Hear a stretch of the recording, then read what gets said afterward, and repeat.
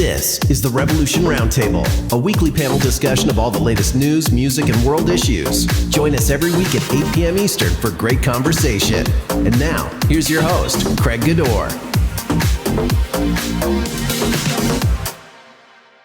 You guys properly into the broadcast now. Yay! So now I can actually see. Now I can actually see all of you. So there we are. Okay. And I'm actually going to double check this, and there it is. Okay, so everybody is now on screen. I have Will Stokes. I have Brett Fitzgerald. I have Alex Karakatsanis. I have Ivy, not Derek, Ivy Lewis, Jennifer Key, and an old dear friend, Mark Harding. Thank you all so much, everybody, for being here tonight. I really appreciate it. Thanks for having us. Thanks for having me. Yeah, this is going to be fun. Oh, by the way, I meant to mention this before to everybody. I actually have my DJ controller set up here. So if there's any musical examples that you would like for me to play, I'm also linked to Spotify and Tidal. So I have 60 million songs at my fingertips.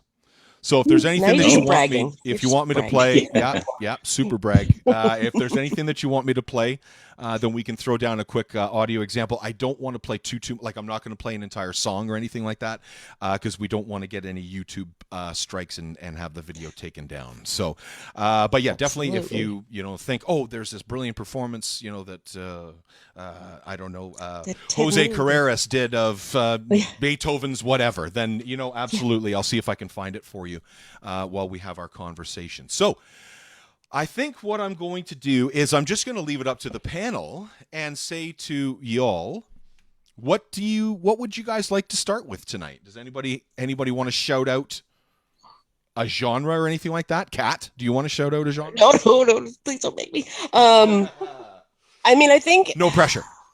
Yeah, no pressure. So I don't know, because we were talking about like Broadway and musicals, maybe we should start there and then ramp up to pop where people are going to get pissed off. Yeah. Well, and Craig, pop I think, and classic rock. Like part of my struggle with this whole thing was trying to really define the question, right? Like when this is what I've really struggled with is because there are a lot of great singers that are great communicators. And, for me, I've been asking myself, well, do I include these people? Because maybe they don't have the best chops or the best pipes, but, when I hear it, like they move mountains when they sing. Right. And, that's, like a Joni Mitchell is a really good example. Like, is she like the best singer or is it a communicator? So, everything I've been looking at is all been from the point of view of technique and invisible technique, that is there and that supports the voice, but that doesn't overwhelm it to the point where you can't connect. So, what are we talking about? Are we talking about, I think that's a really singers or that's a really good question. I think when I was trying to come up with this idea and essentially have this roundtable, I think probably the vocalists that would be almost the most revered, the ones that probably most people would look at and say, technically, I would think that they're the most gifted. Because let's face it, somebody like a Bob Dylan can move mountains with his music as well. Leonard Cohen can move mountains with his music. Neither of them are great singers. So, you know what I mean? Send your hate mail. So, yeah, send your hate mail to music@revolutionradio.live. But, I mean, let's face it. I mean, I think Joni Mitchell's a way better singer than both of those two guys put together. So, but that's just my opinion. So, while we're talking about musical theater, hey, let's everybody shout out, what is your favorite musical of all time? Let's start with so how about this? What was the last musical that you saw? Are we talking live? Live, absolutely, yes. Rock of Ages. Oh, okay. Yeah, that was mine as well. Rock of Ages, that's what I saw too. Yeah. Yeah. Alex, can you remember? I think it was the Book of Mormon. Oh, okay. Nice. I wanted to see that one. I never saw that one. I never saw that one. I saw that too. Absolutely fantastic. Nice. Brett, can you remember? I cannot remember the last musical I witnessed live. I can't remember it. Yeah. I'm trying to think of what I've watched even online. I've got nothing for you, Craig. That's okay. We can come back. That's okay. Yeah, we can come back to you. That's right. Will, sorry, you were going to say? Well, I was just mine. I can't remember. Was it Shaw or Stratford that did Brigadoon? I think it was Shaw. That was the last show I saw. Oh, it was beautiful. Brigadoon, Jesus. Yeah. Yeah. What Where a did that show. You know, happen? I thought I would never do Brigadoon. Yeah. I didn't love it, and then I saw their production of it, and it blew me away. It Really? was beautiful. And then things promptly got shut down, right? Mhm. So Well, yeah. Mm-hmm. that was the end.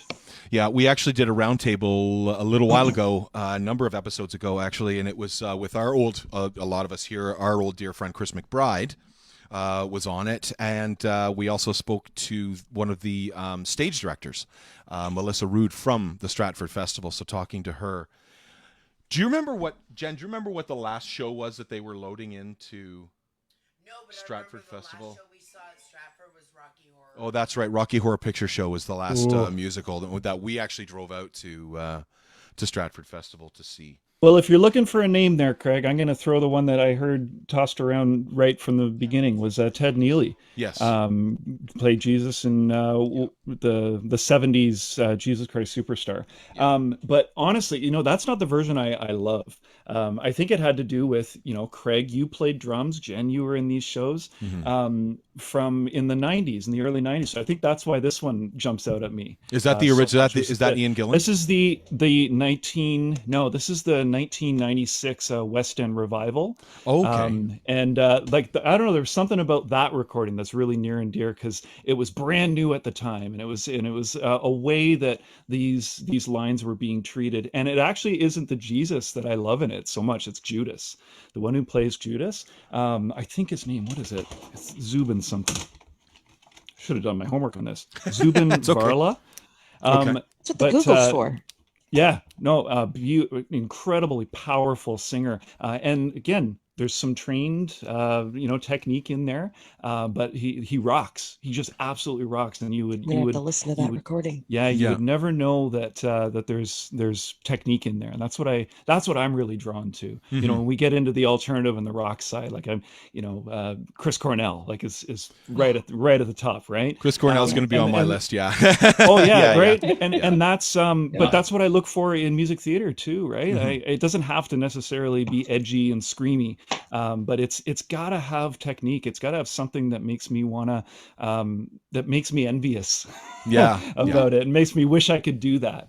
And if that's present, I don't know. I think you've got good vocalism going on. I've seen Phantom of the Opera 3 times. Once with Paul Stanley as the Phantom, and twice with Colm Wilkinson as the Phantom, and he was unreal. Beautiful. We were also lucky. Jen and I were actually just talking about this the other day. My wife and I were talking about we were lucky enough to see Wicked when it came through with Kristen Chenoweth. Oh, God. Nice. and Idina Menzel. Oh my God. So we saw literally the show. So that I'm gonna have to put down actually Kristen Chenoweth, as I would have to say, is probably one of the ones, because literally she's one of those singers that's like if you say Kristen, most people know who you're talking about if you're talking about unless they say Belle because of Frozen. True, yeah, true. And of course, Frozen is a musical, and Idina Menzel, of course, playing what's her name? Princess Elsa. Thank you. Elsa. Right. Yeah. So do you want to build a snowman? Yeah. No. No, Maybe I I don't. don't. I hate No, winter. So no. I hate winter. I loved that I musical hate though. winter. I thought that So was I'm adorable. going to write down Idina Menzel. Okay, so Craig. For you also. Yeah. Sorry. Who's Craig. that? Yeah. Okay. I remembered what it was. The last one that I saw, and you'll appreciate the fact that I remember this now. Mm-hmm. I had a friend that it was at, I think it was at Massey Hall, maybe 3 years ago. I'm going to say 4 years ago. Mm-hmm. Dee Snider from Twisted Sister. Of course. Yeah. Yeah. Well, he did a musical tour of a Christmas with Dee Snider Christmas, whatever. And my friend Peter Dywick, he was playing the lead. Peter? Yeah, right. So I went to he grabbed. Oh, I know tickets Peter for- too. Yeah, There you yeah. go. He used to So- work at Whiskey Side, or he used to work at the Phoenix. At the theater. Yeah, I know He did. Peter. Yeah, yeah. Nice. Yeah. So he said, "Yeah, I'll grab you some tickets." Great. So I brought a friend with me, and it was fun. And it was who did the song? Tell it to my heart. Taylor Dane. Taylor Taylor Dane. Dane Yeah. was the other lead. So it No. was Peter, Oh my Taylor, god! and Are then- you serious? I had the How did they worst get crush. so much hair on I stage? had the worst crush on Taylor Dane when I was a teenager. She was so fine. Great And singer. so too. my stepmother, she loves Taylor Dane, and so I ended up going to the Imperial Pub, right near it. Yep, right, downtown I know there. the Imperial well. Yeah, You know the Dundas. Imperial. We all, Yeah, Dundas Right. and Shooter, basically. Yeah, yeah. You got it. Yeah, and Yeah. we went upstairs, and so I sat around with Taylor Dane and whatever, and I got a little selfie with Taylor so I could send it back to my stepmother because she loves her so much. So Oh, that's There you go. fantastic. That's There's the story. amazing. That's really Yeah. cool. yeah, That is- it was fun. It was good. It didn't last long. I think it was maybe a 4-week affair, but you know, it was good. It was Yeah. good. It was- She had a good run. She was about 5 years. I think she had about 2-3 CDs or back in Oh, those yeah. days. Oh, Tapes, yeah. I think. The Tapes. first one was awesome. Taylor- Her first Taylor album Taylor was Dane's awesome. Taylor Dane's first record, actually, I bought my father for his birthday when CDs literally were just introduced. Like when the idea of a Nice. compact disc was introduced, the very first CD that my dad owned was what I bought him for his birthday, and it was Taylor Dane's first Wow. record. Because That's Mine right. was Dance 1990. Mix 95. Yeah, Dance Mix 95. That's right. I think the first. What would the first CD? We've had the same life. Yeah, that's right. Okay, I'm Everything just saying- you're saying, I'm like, yeah, man, Let's- yeah. this is the type of stuff that we can now like bump into. Can anybody remember what the very first CD was that you bought? Will.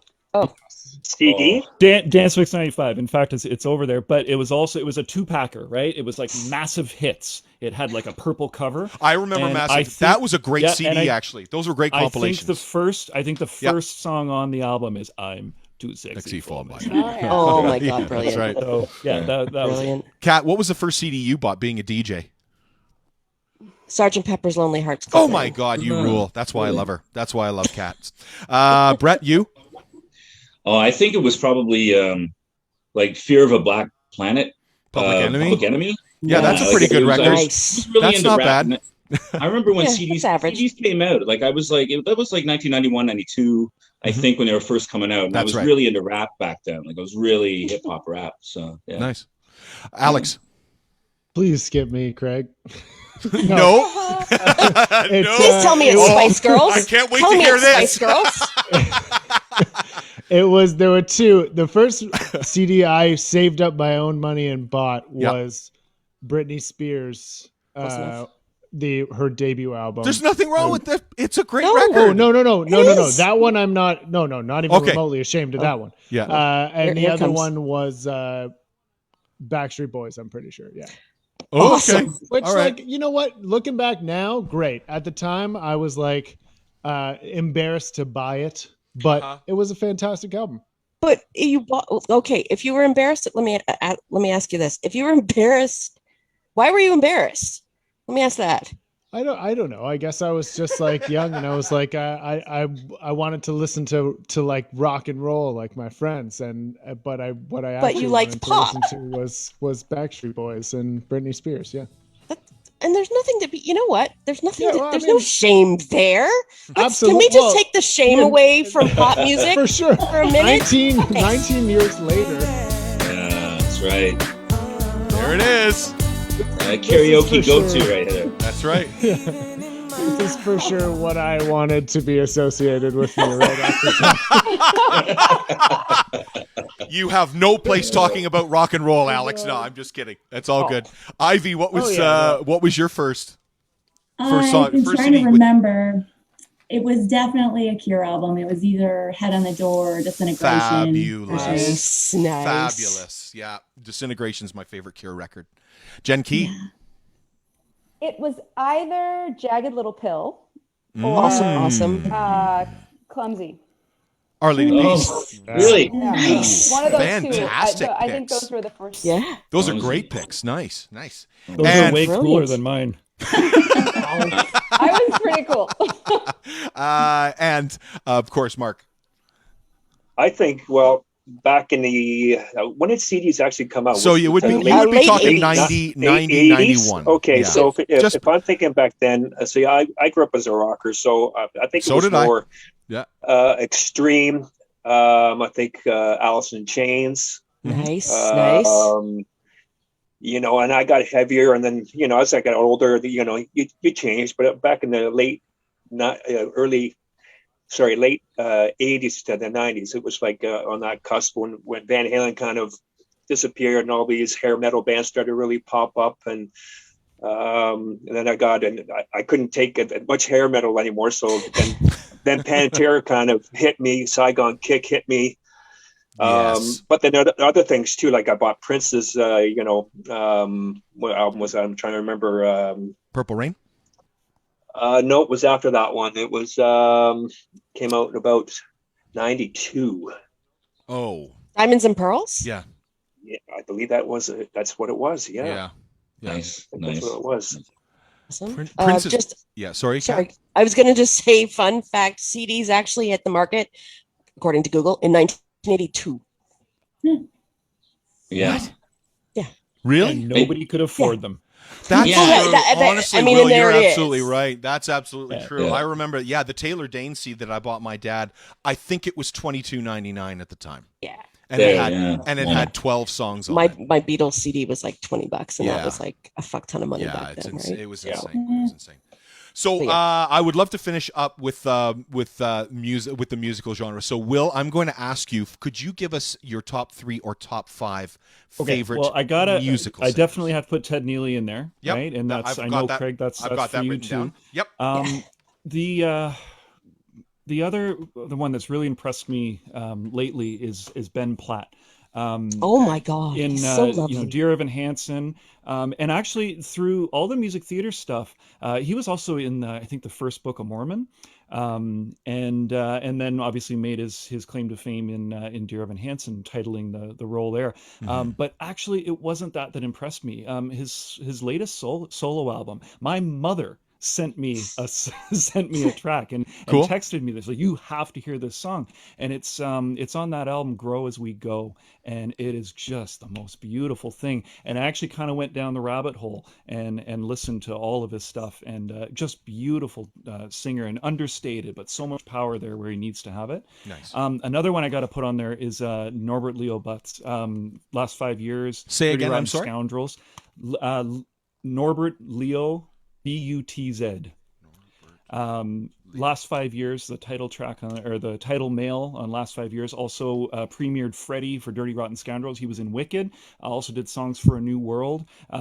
Really, I mean, he's the iconic male music theater singer, right? So what I love about him is there doesn't sound to be a lot of training there. There is, but it's not about how great can I sing this note, how much vibrato can I put in here, and how can I bring everybody to their feet, with how long I can sing this note and high I can sing this note and how loud I can sing this note.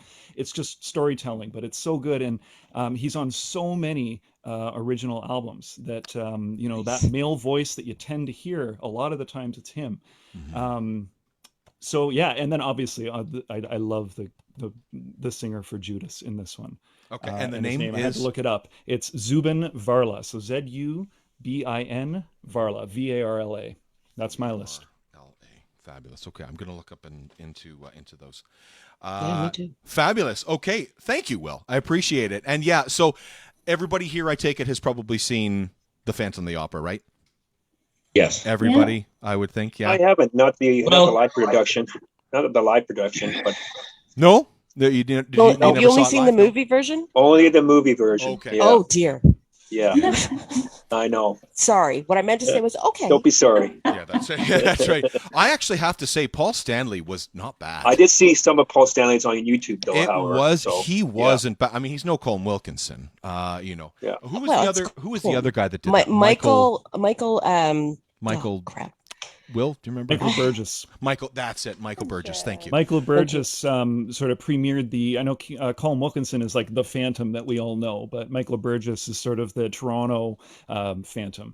He took over the role a little later, I think, and that's sort of the local boy, right? Representing that role. And Michael Crawford. Michael Crawford's another, yeah. Yeah. And even more local, there's David Rogers, who started off as Raoul, and then he played the Phantom for years. David Rogers. That's awesome. David Rogers. He runs a theater company out in Petrolia with his partner, David Hogan. Just an incredible singer. Nice. Incredible. Oh, that's awesome. Okay, yeah, I have to look at that. And David Rogers is Canadian. He is. Fabulous. Definitely got to have a Canuck on there for sure. Okay, thank you. That's great. I appreciate it, everybody. So that is going to be our list. And this is always going to be open to interpretation. So the great thing of this is with the blog post that I'm putting up, people can comment. So people can say, hey, why don't you have blah, blah, blah, blah on there? To which I'll say, thank you for putting it on. Like, I'm not, there's no, there's not like, hey, assholes, why didn't you put on, you know what I mean? Like, it's a whole totally open thing. So it's meant for just everybody to have fun. So that's that. So we started talking briefly. We are going to say musical theater. Check. Great. Okay. Yes, sir. Do you have first concert or best concert in there? Because I have something that will completely upstage that whole Backstreet Boys and Britney Spears. If you ask me what the first concert is I went to willingly and voluntarily, it's crazy. Let's do that. Let's talk about everybody's first concert. But Brett, you are going to be last. Okay, so let's start with Jen Key. What was your first concert? This is embarrassing. It might have been Dave Matthews. That's awesome. I love Dave Matthews. What the hell? Carter, clearly like The musicianship he had was just phenomenal. Carter Beaufort's one of my favorite drummers. Yeah, I love Dave Matthews. Yeah. That's fantastic. The point is that I was like, I've probably been to, I don't know, I can probably count on one hand how many concerts I've actually been to.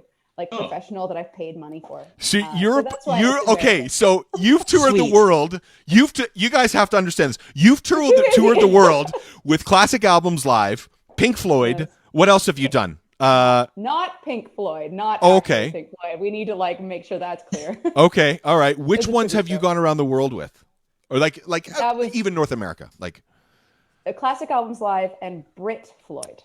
Brit Floyd. Oh, Brit Floyd. Okay, cool. Nice, very nice. That's cool. And you can count on one hand how many shows you've seen. And I don't even know if I'd make it. Like it's really crazy. It's really embarrassing. I lost track of how many shows I watched after 1990. Oh wow. Yeah, I've seen a lot. Hundreds. Right here. Do you really, Alex? Okay, Yeah, Alex. dude, Alex, you're next. Can you remember the first show that you saw? they're all right here. The first show I ever saw was it was Warped Tour. Mm-hmm. Do you remember who was headlining? Yeah, it was. Oh shoot! I mean, I said yes, but the answer was actually no. I think it was Britney Spears. I think it was less than. No. Spice because Girls. Warped Tour is in public, Craig. Right. So I had to not. No, it was. I think it was Anti-Flag. Less Than Jake was there. Okay, cool. I think Billy Talent were there as well. Okay, so okay, yeah. And Alexis on Fire, okay. Which is the real reason I went. Yeah. Yeah, Alexis on Fire. I love Dallas Green. Mm-hmm. Will, you're next. I'm so glad this is cooler than my massive hits Dance 95 CD question. It's Page and Plant. Page and Plant. They did a nice. At the Sky Dome. I think it was like 95 or something. I was just. I mean, now let's make sure that we include like the first real concert, because I'm sure that like Sesame Street Live is in there somewhere, like in my probably yeah. The first I remember I was old enough to go by myself with a friend. My dad and my uncle bought tickets, and they were sitting like way up there in the Sky Dome, but we got to sit on the cool floor seats. And to see Page and Plant, it was amazing. I never thought I'd be able to see something like that. Oh, that's because that drummer that they had, I don't know his name, Craig. You may chime in on this one. The drummer that they had for those two he was phenomenal. Yeah. He nailed everything, all of Bonham's parts. It was it was playing all John Bonham's parts. Yeah. Yeah. But John Bonham's my absolute drumming hero. He's my god. So yeah, that's amazing. Good for you, Ivy. Next. Well, it was actually Platinum Blonde at Ontario Place when what was it called? It still spun around. So I was like, I think I was like 13. Okay. So, yeah. Platinum Blonde. It's not the amphitheater. Oh, at the Ontario Place Amphitheater. Is that where it was? The spinning stage. Yeah. Yeah, that was the Back when Ontario it Place still Forum. existed. Yeah, the forum. The forum. That's right. Yeah, Ontario Place Forum. Yeah, that was a great venue. Actually, I saw a few shows there. Yeah. We've got Mark next. I saw ZZ Top and Quiet Riot Wow. at the Molson Amphitheater, or not Molson Amphitheater, sorry, the Wonderland. Oh, Kingswood. okay. Yeah, Kingswood Music Nice. Theater was a great venue too. That Yeah. was 1983, Fabulous. showing my age. Yeah. Wow. Mhm. Okay, you're a bit older than me.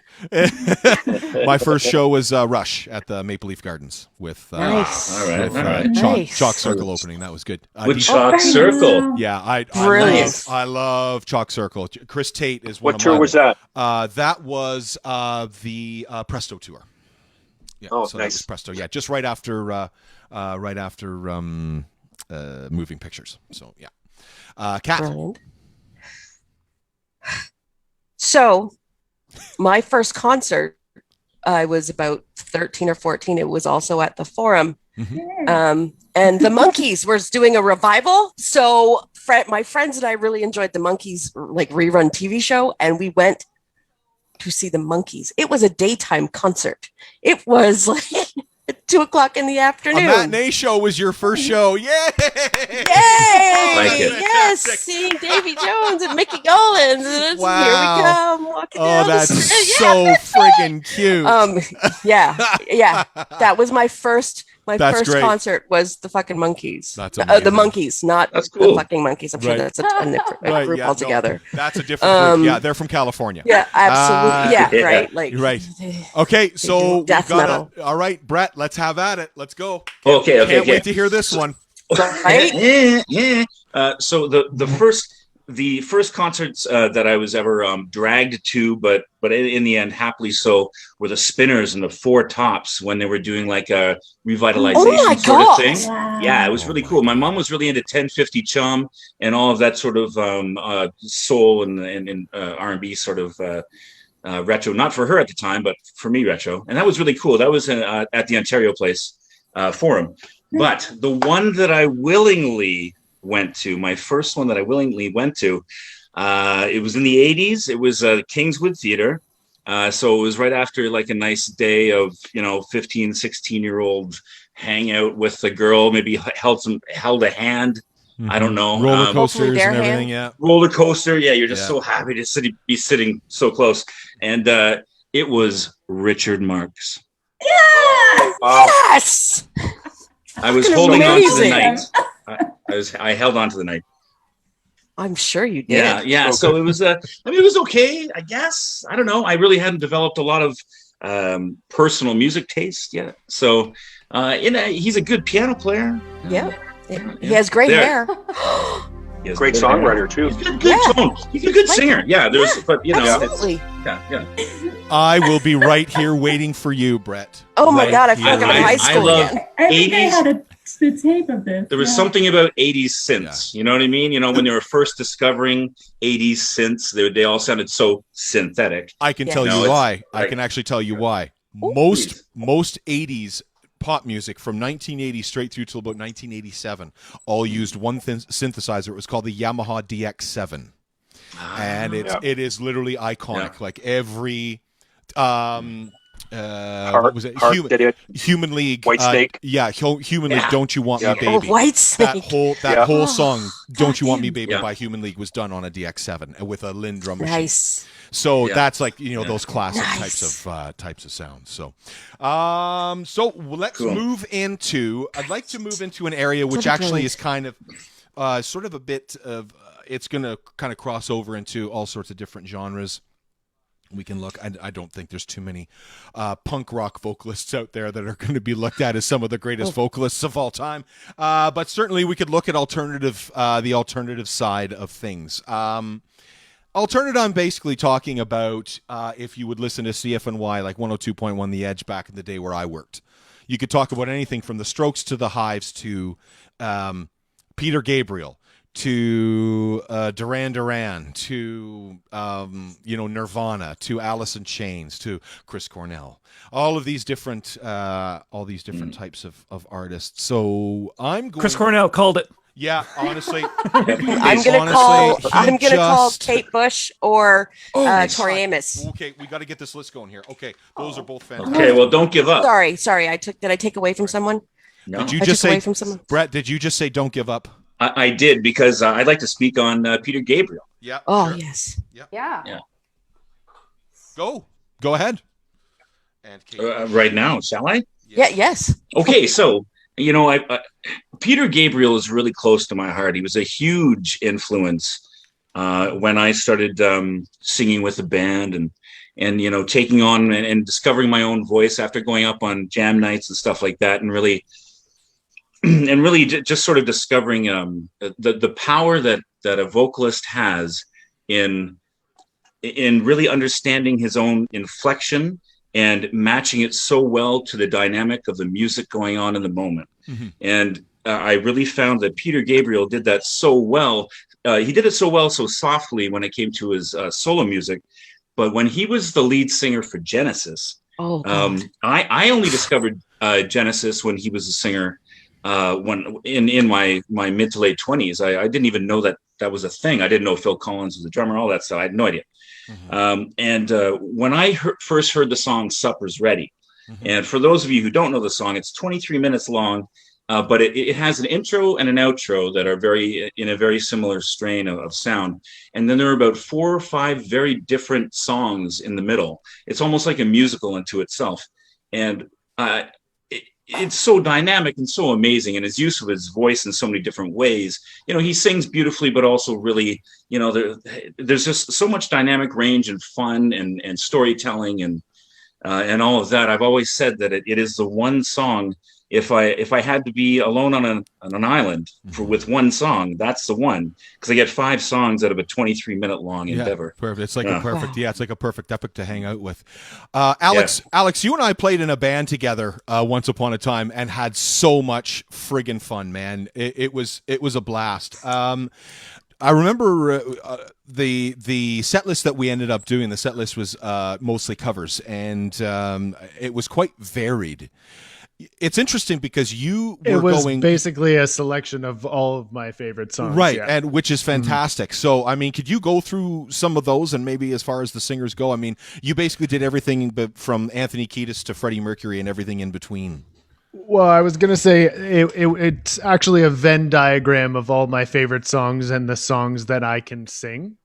So that's sort of the songs that met in the middle there. Mm-hmm. And I think you dropped Freddie Mercury in there, and I don't think I would say I could have sung that, but maybe I did. You did. But either way, we did Fat Bottom Girls, and you did great. Oh yeah, you sang it brilliantly. I appreciate that. I mean, for me, Our Lady Peace was a huge inspiration for me. Okay. And for me as well, Queens of the Stone Age was the first, like Josh Homme was one of the first people when I was growing up that I was like, oh, my singing voice kind of sounds like him. Mm-hmm. And he doesn't necessarily ever in Queens of the Stone Age have a huge range, but he performs so well within it.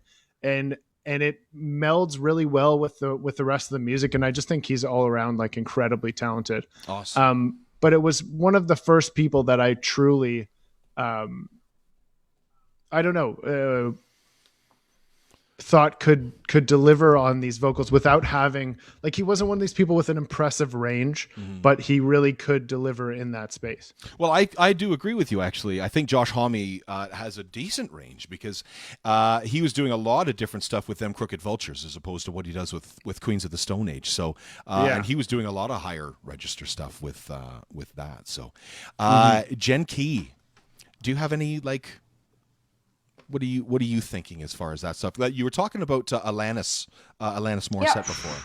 That album was awesome.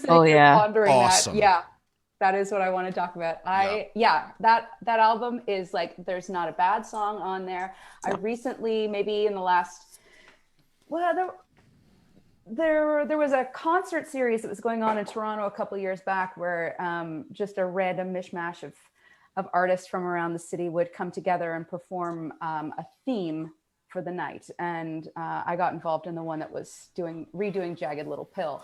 Oh, that's awesome. and it was so amazing, so incredible. But yeah, part of that experience was to really do a deep dive into the album again, and to hear the way that other people reinterpreted her songs. And the one that I did was Not the Doctor, which I wasn't very fabulous, great song. I was That's like, a great song. When I was a teenager, it was ironic and you learn and all that kind of stuff. And I didn't really pay much attention to anything that happened after track 7. As a lot of people do with pretty much anything, really. Fiona Apple's album, I was like, what happened after Criminal? I don't know. Sleep to Dream. Actually, you skip to you do like Criminal and then you skip to Sleep to Dream. That's how it goes. But no, like Alanis has made she's really popped back on the scene recently with her new album. Is it Pretty Forks in the Road? Is that what it is? Something like that. Yeah, I know she was on Jimmy Fallon's show recently. I know Jimmy Fallon's a huge fan of hers, so he always has been. Yeah. Yeah, and she's doing the same thing that she usually does, which is what seems like she just sits down with a piece of paper and the first things that come out of her mind is exactly what comes in, like what she records, and it's perfect. It's exactly what it should be. There's one song that she's doing now that I can't get enough of. If anybody knows it, it's called "The Blaze." Okay. I have no reason to love the song as much as I do, because it's about her journey as a mother. And it's just like, I cannot get at I think Craig's looking for it right now. Yeah. Look it up. There's a little part in it. It's like, to my girl, all your innocence and fire, when you reach out, I am here, hell or high water.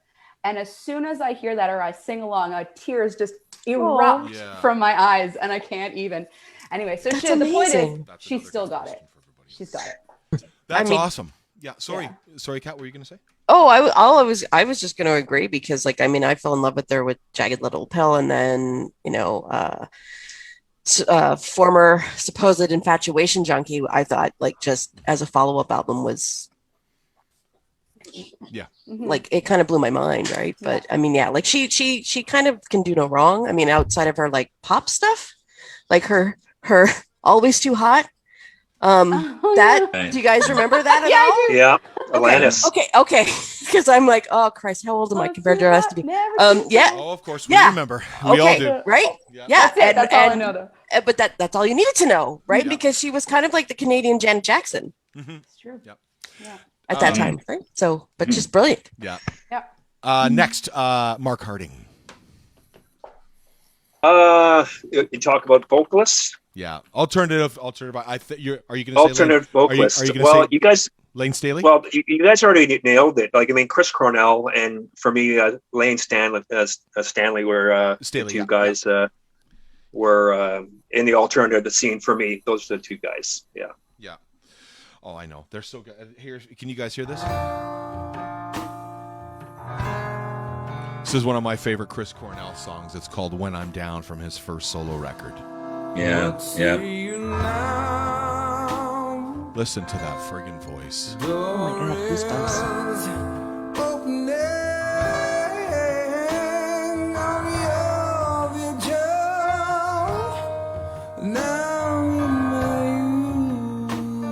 I'm just going to fast forward a little bit here. Get to the first chorus. Midnight opens its songs to me, leaving you alone. Then I'll fly. So, just still to this day, as far as I'm concerned, one of the most celebrated rock and roll vocalists of all time. When he was with Soundgarden, even that tune, "Say Hello to Heaven," his vocal pipes on that were just like goosebumps. It's like unbelievable. Yeah, I mean, Unbelievable. he's a singer, and you know, we always seem to be impressed with range. You know, it's like, oh, his range, his range. I know this came up, Alex, with you. You're like, oh, well, the, you know, his range. But he had a isn't soul as factor big. too, which is fantastic. He did, and you know, he knew when to rein it in, but he could put it on display too. You know, like almost nearly 4 octaves. Soundgarden's Beyond the Wheel, I think, is like the one where he demonstrates like that range is clear, and nobody sings like that. It's so crazy to listen to. I have a great and you know, whenever I'm trying to sing kind of rockin', I always I channel my inner Chris Cornell, absolutely. and then I realize when I record it and I listen back, I still sound like musical theater. You know? No matter what I try to do. That's what I always like. Okay, I think I'm rocking, and then nope. Another guy that actually is very closely linked with Chris Cornell that was a huge fan favorite. I know a lot of alternative music fans are fans of his. Chester Bennington from Linkin Park was another guy that really could belt it out. So I'm going to put his name down. I have a really fun Chris Cornell story. When I was working at 102.1 The Edge as a disc jockey, I was working with Martin Streak at the Live to Air shows, and Chris Cornell was doing a show at the Phoenix Concert Theater where we broadcasted from every Saturday night, where actually Ivy was a dancer for a long, long time. That's actually where I met Ivy. She was one of our dancers on Saturday night. And Chris did I loved it. And Chris Cornell was doing a matinee show there. And so he finished his show, and Martin Street goes and talks to his manager and says, listen, can we do like a really quick interview? Like, we're The Edge. We play Chris Cornell's music. You know, we're the station that plays Soundgarden in Toronto. And it's like, well, I think, you know, he's got to actually get to the airport because he's got to be in Montreal first thing tomorrow morning. And, you know, we're going to have to get going. So anyway, Martin comes back into the booth and he's kind of bummed out. He's like, oh, Craig, it would have been so cool. So anyway, I start playing a couple of songs. And then I get a tap on my left shoulder, and I turn around, and Chris Cornell is standing in the booth. And he's 6'4", brutally good looking. Like, I mean, just like you're just looking here like, oh my God, I would literally marry you if I could. Like, he's just so cool, and he walks up to me, puts his hand out, he shakes my hand, and he's like, hi, how you doing? I'm Chris. And I'm like, yeah, I know who you are. Thanks. My name's Craig. So anyway, he chatted with us on the air for 15 minutes, and he was super cool and super nice. And then his best friend, who had actually just passed away 9 months to almost the day that we interviewed Chris Cornell on the air, was his best friend, Jeff Buckley. And we talked with Chris about Jeff Buckley, and he said, yeah, I still miss him to this day. And as a tribute to him, while Chris Cornell was standing there, I played Hallelujah by Leonard Cohen. And I don't know if you had a chance, or anybody had a chance to see Audio Slave with Chris Cornell, but some of the vocal stuff he did on that was just fantastic. Like, there's one tune, like you played a tune there earlier, it's kind of reminiscent of a tune called Get in Your Car by Audio Slave. And it's a very soulful, kind of cool, laid back tune. I don't know if anybody's heard it, but what he did with Audio Slave was fantastic. And I had the luxury of seeing them actually when they first formed at the government many moons ago. That was a great show to see. Ivy, for you. Yeah, tough call. In the Chris Cornell vein, I love Christopher Hall from Stabbing Westward. Okay. He just kicks ass every time, every show. That's my favorite band. I've seen them the most. So I might be biased, but that's cool. Also, Rob Dickinson. I knew you were going to say that. Right? I knew you were going to say that. Right? I know Catherine Wheel is your favorite band of all time. And he has such amazing range. I feel like he's got the everything. Like, he's got the emoting, he's got the talent, he's got the range, he's got the Eat My Dust, You Insensitive, you know what? What a great song. And his version of Wish You Were Here is beautiful. Amazing. Like, that's the one that I would always cover if I was doing it with somebody, you know, like it would be his version of it. Yeah. Fabulous. Well, I think we've gotten to everybody here, right? Yes, we have. Okay. So I'd love to put Craig. Ian Thornley, Craig. I'd love to put Ian Thornley on the table too. I mean, he's known. I mean, especially being Canadian, but he's known, for his guitar playing. Berkeley trained, like super chops. But man, can that guy sing? Yeah. I heard him at Danforth Music Hall just before the pandemic and the shutdown, and just it reminded me of just how amazing that singer is, and he does it all while playing effortlessly too. And I think that's something that I really appreciate. Like I try to play and sing, but he succeeds. Yeah, he's really good. Wasn't he considered for Slash's project too before they got Mouse Kennedy? There's possible. I wouldn't doubt it. I think it was. Yeah, I wouldn't doubt that at all. This is actually my favorite song by Ian Thornley, and just listen to these vocals. It's incredible. The song is called. The song's by Big Wreck. It's called Ladylike. Amazing. Soon she lays down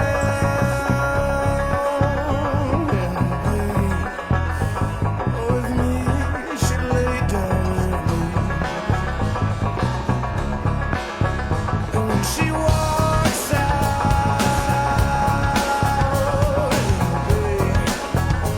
on me, she'll walk out. That riff is amazing. She's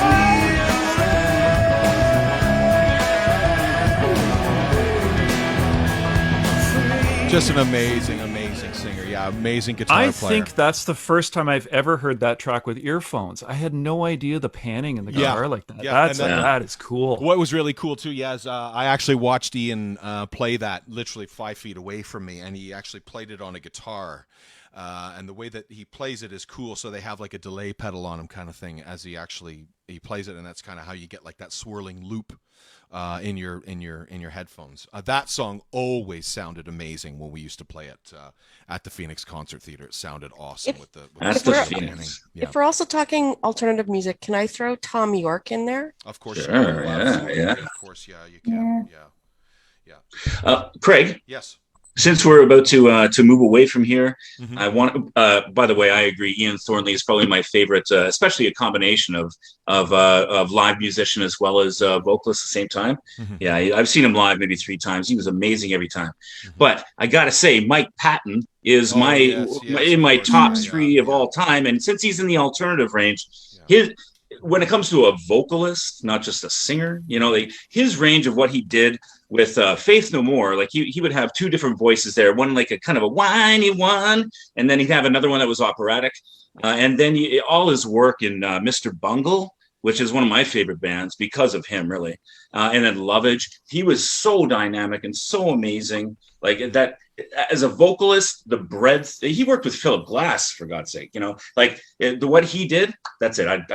I wanted to mention that because I'm probably going to be pretty low key for the rest of the genres. So there you go. Yeah, no, you'll be surprised actually. There's a lot of great stuff still to come. So I'm going to play 2 quick examples for you of the genius of Mike Patton as one of my all-time favorite singers. So we're going to play Faith No More's Faith No More's cover of Easy by the Commodores and Lionel Richie. So this is one side of the great Mike Patton.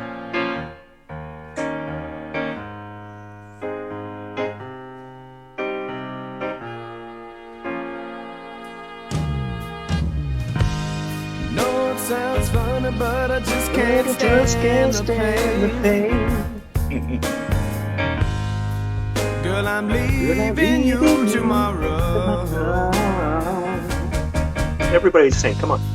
Seems to me, girl, you know I've done all I can. You see a big storm in Barrow. Yeah. Why me easy? Easy like Sunday morning, yeah. I love it. Here we go, big note, come on.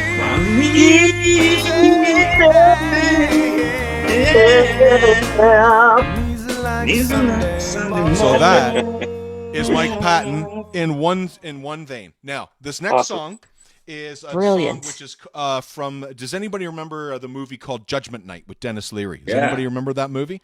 Sure. It was basically it was all rock groups and rap groups that were put together, kind of like Anthrax and Public Enemy did with Bring the Noise back in the day. This is Faith No More and Booyah Tribe doing a song called Another Body Murdered. The only thing that Mike Patton does in this song is scream. Check this out. Nice.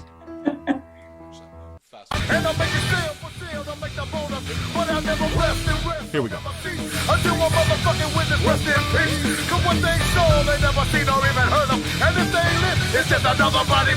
Wait till you hear these screams. They're blood curdling.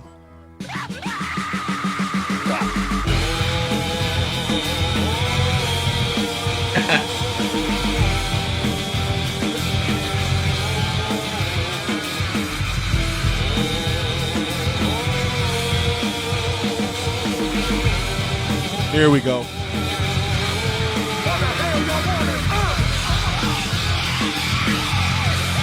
Yeah. There you go.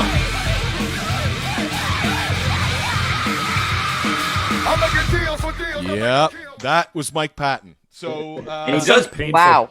And Craig, he does a lot of that sort of stuff in Mr. Bungle. Yeah, and he uses his voice that way, but also in a different range. Anyway, yeah, fabulous. He's amazing. Did we lose Alex? Uh-oh. Yeah. Oh, yes, we did. Uh-oh. Alex, come back to us. Oh, but I hope he comes back. Okay. Maybe I have to. Oh, give me 2 seconds here. Do I have to bring him back in? I may have to.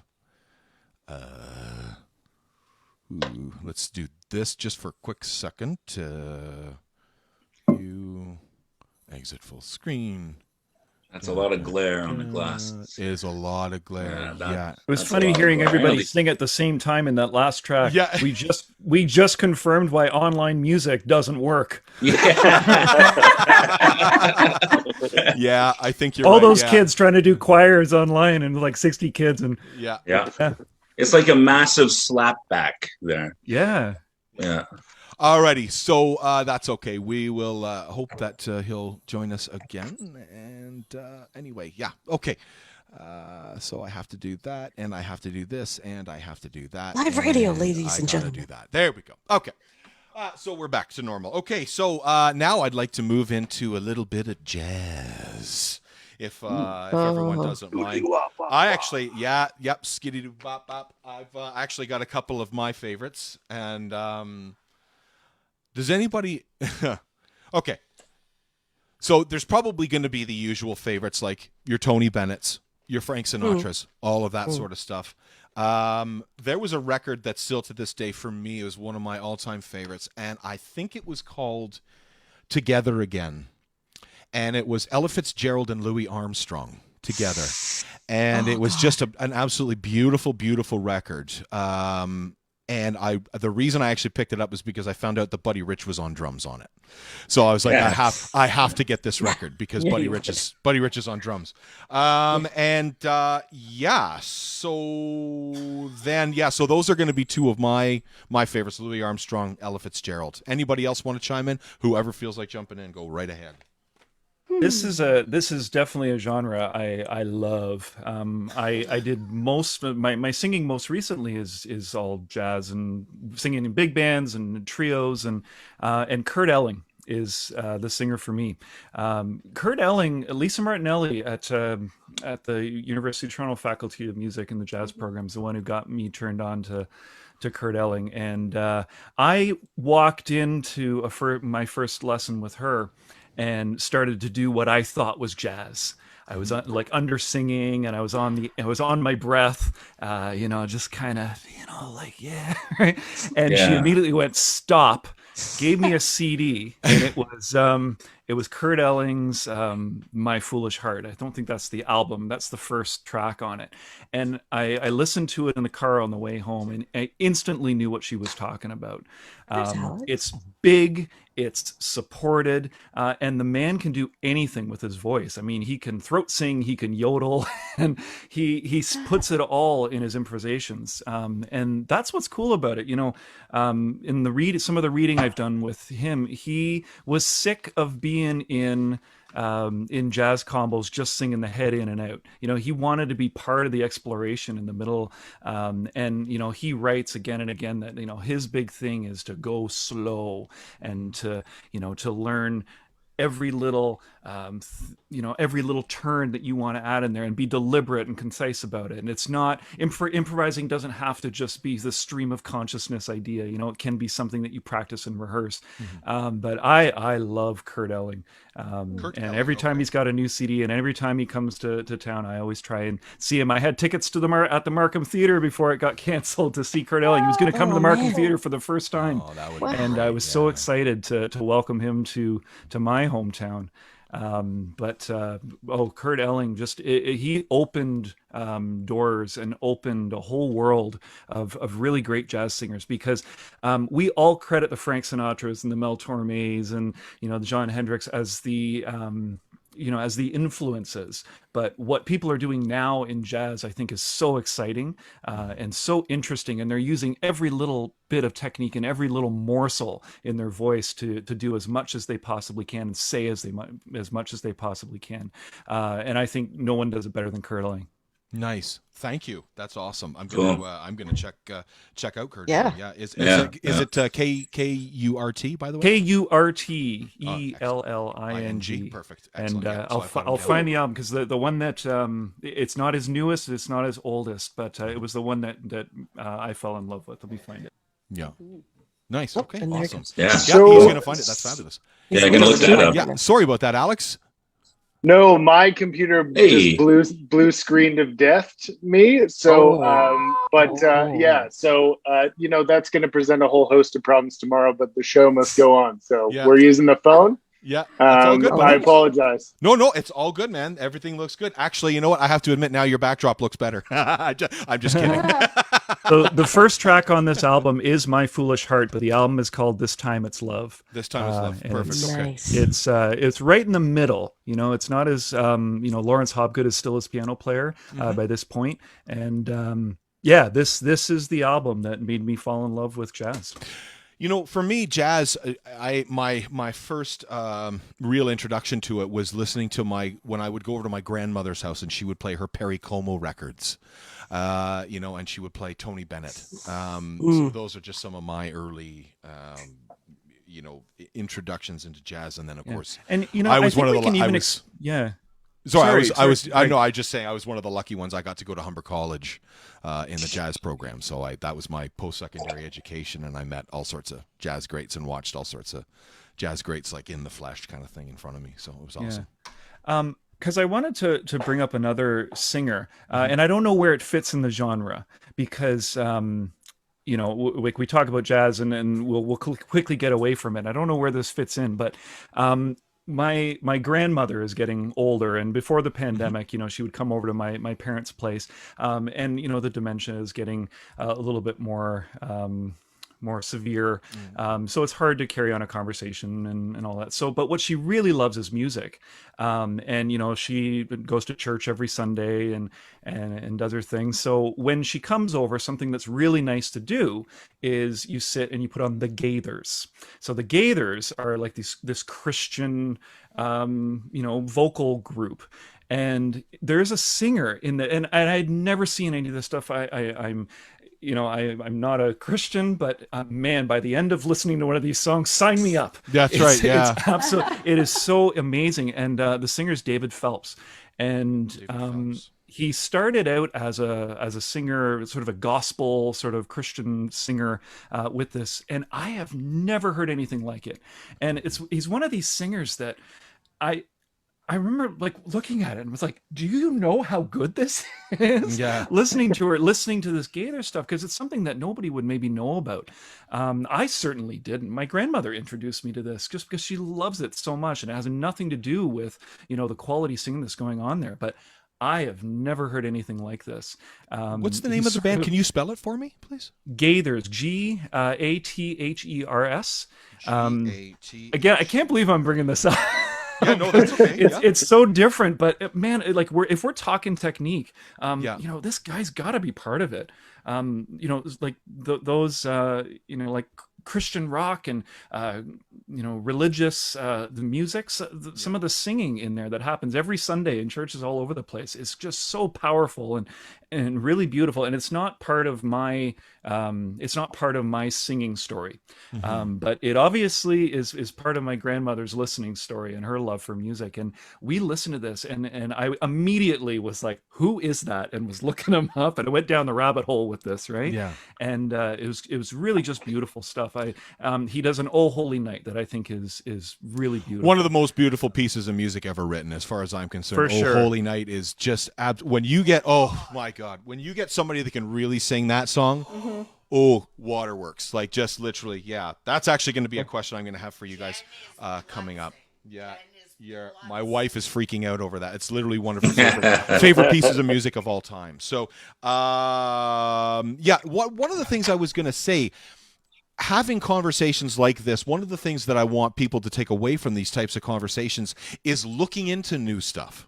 You know what I mean? Like, checking out new stuff. All of the things that, like, let's face it, I mean, most people are going to know who Freddie Mercury, Chris Cornell, Alanis Morissette, and Tom York are.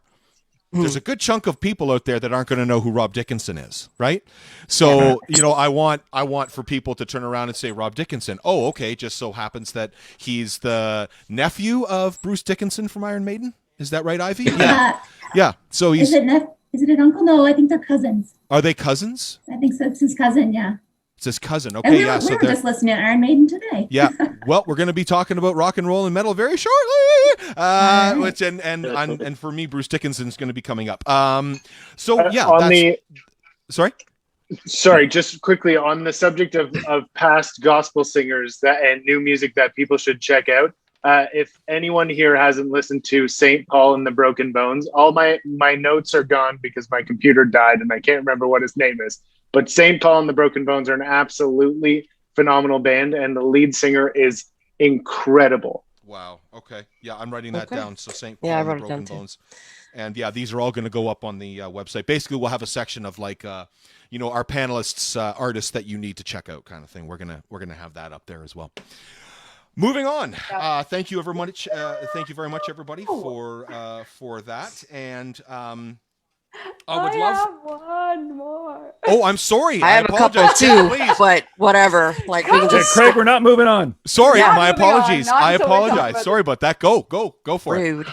God, I had a heart attack. Okay, sorry, Jen. I'd like to throw out a relatively new singer named Caro Emerald.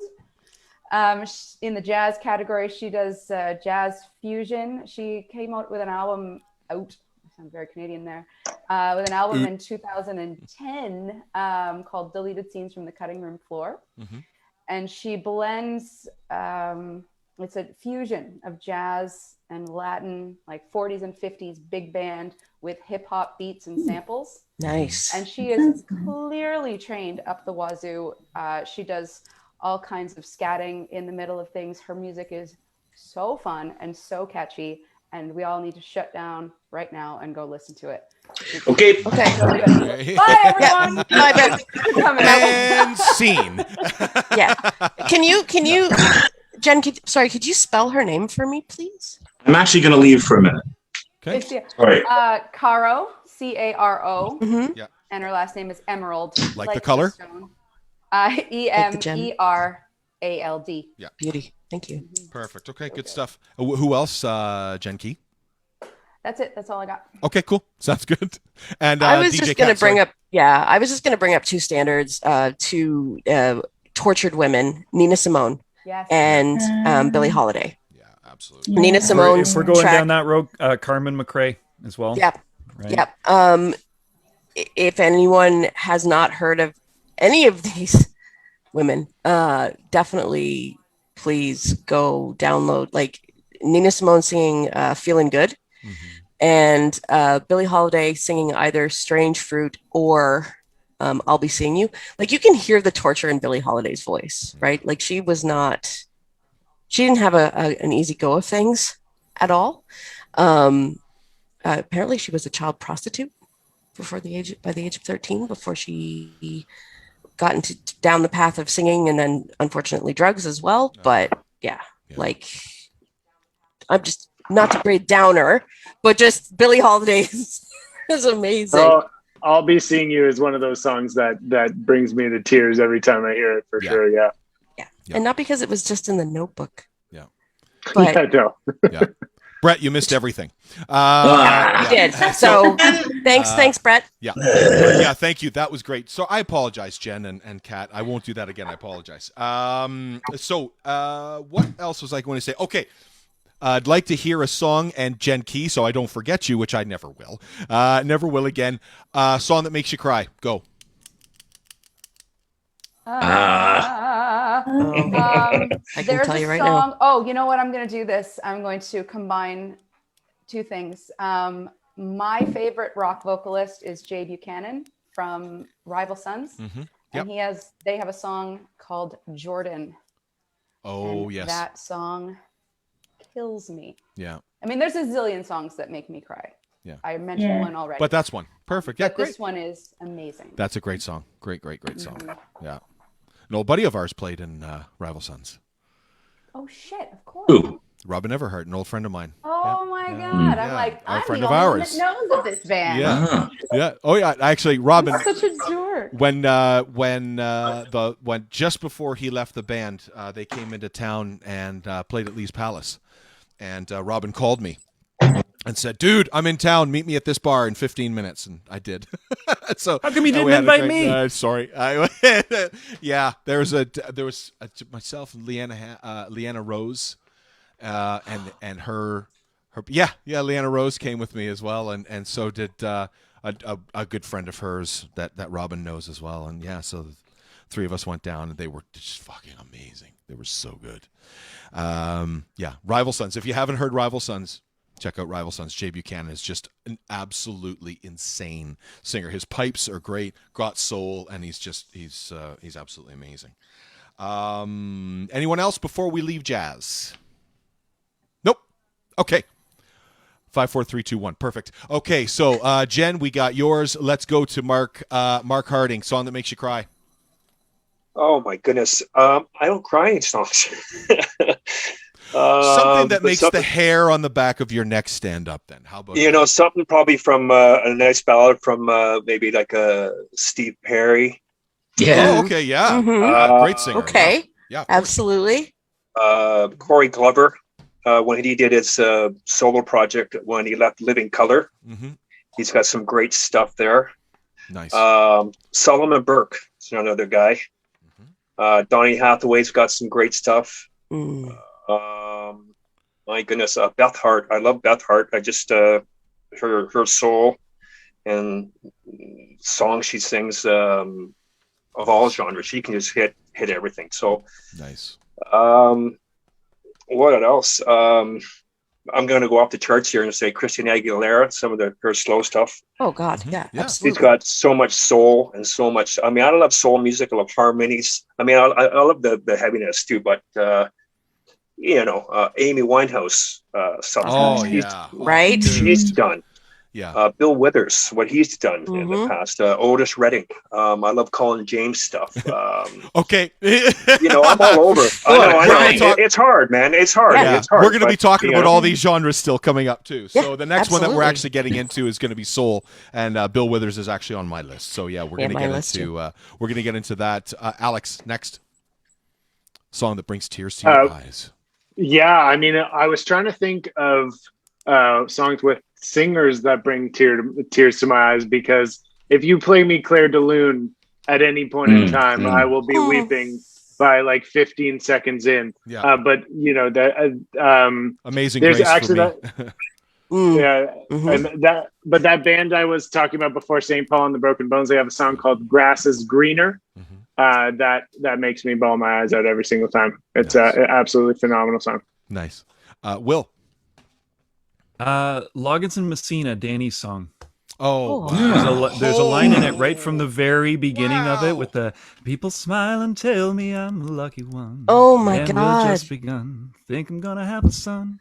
I have 2 boys upstairs. One's 7, one's 5, and Right in the feels. that was a song that my dad, I remember, being really important to him. And then, myself being a dad, and just Father's Day yesterday, and that song, just like a shifting perspective. It's just really beautiful. And then within having these two young kids in the middle of a pandemic, both online in school, and we are spending a lot of time at home. There's a Kurt Elling recording of an American tune, Paul Simon's American tune, and there's a line at the end of that where he says, "I'm just trying to get some rest. Oh Lord, I'm just trying to get some rest." And my wife and I have looked at each other hearing that song playing on the radio, and just been like, "Oh, to get some rest." And there's something so beautiful and circular about those two songs. So I've put them together, and we that's usually how our day ends. That's amazing. Those two. That's awesome. Ivy. I have two that come to mind. Mm-hmm. This Woman's Work by Kate Bush. Oh, beautiful song. Beautiful song, yeah. God damn, yes, absolutely. And then and the video. I'm a huge Kate Bush fan. I love Kate Bush. Yeah, always Kate have. Bush. Ever since I was a kid, I've loved her. Yep. And then February Air by Lights.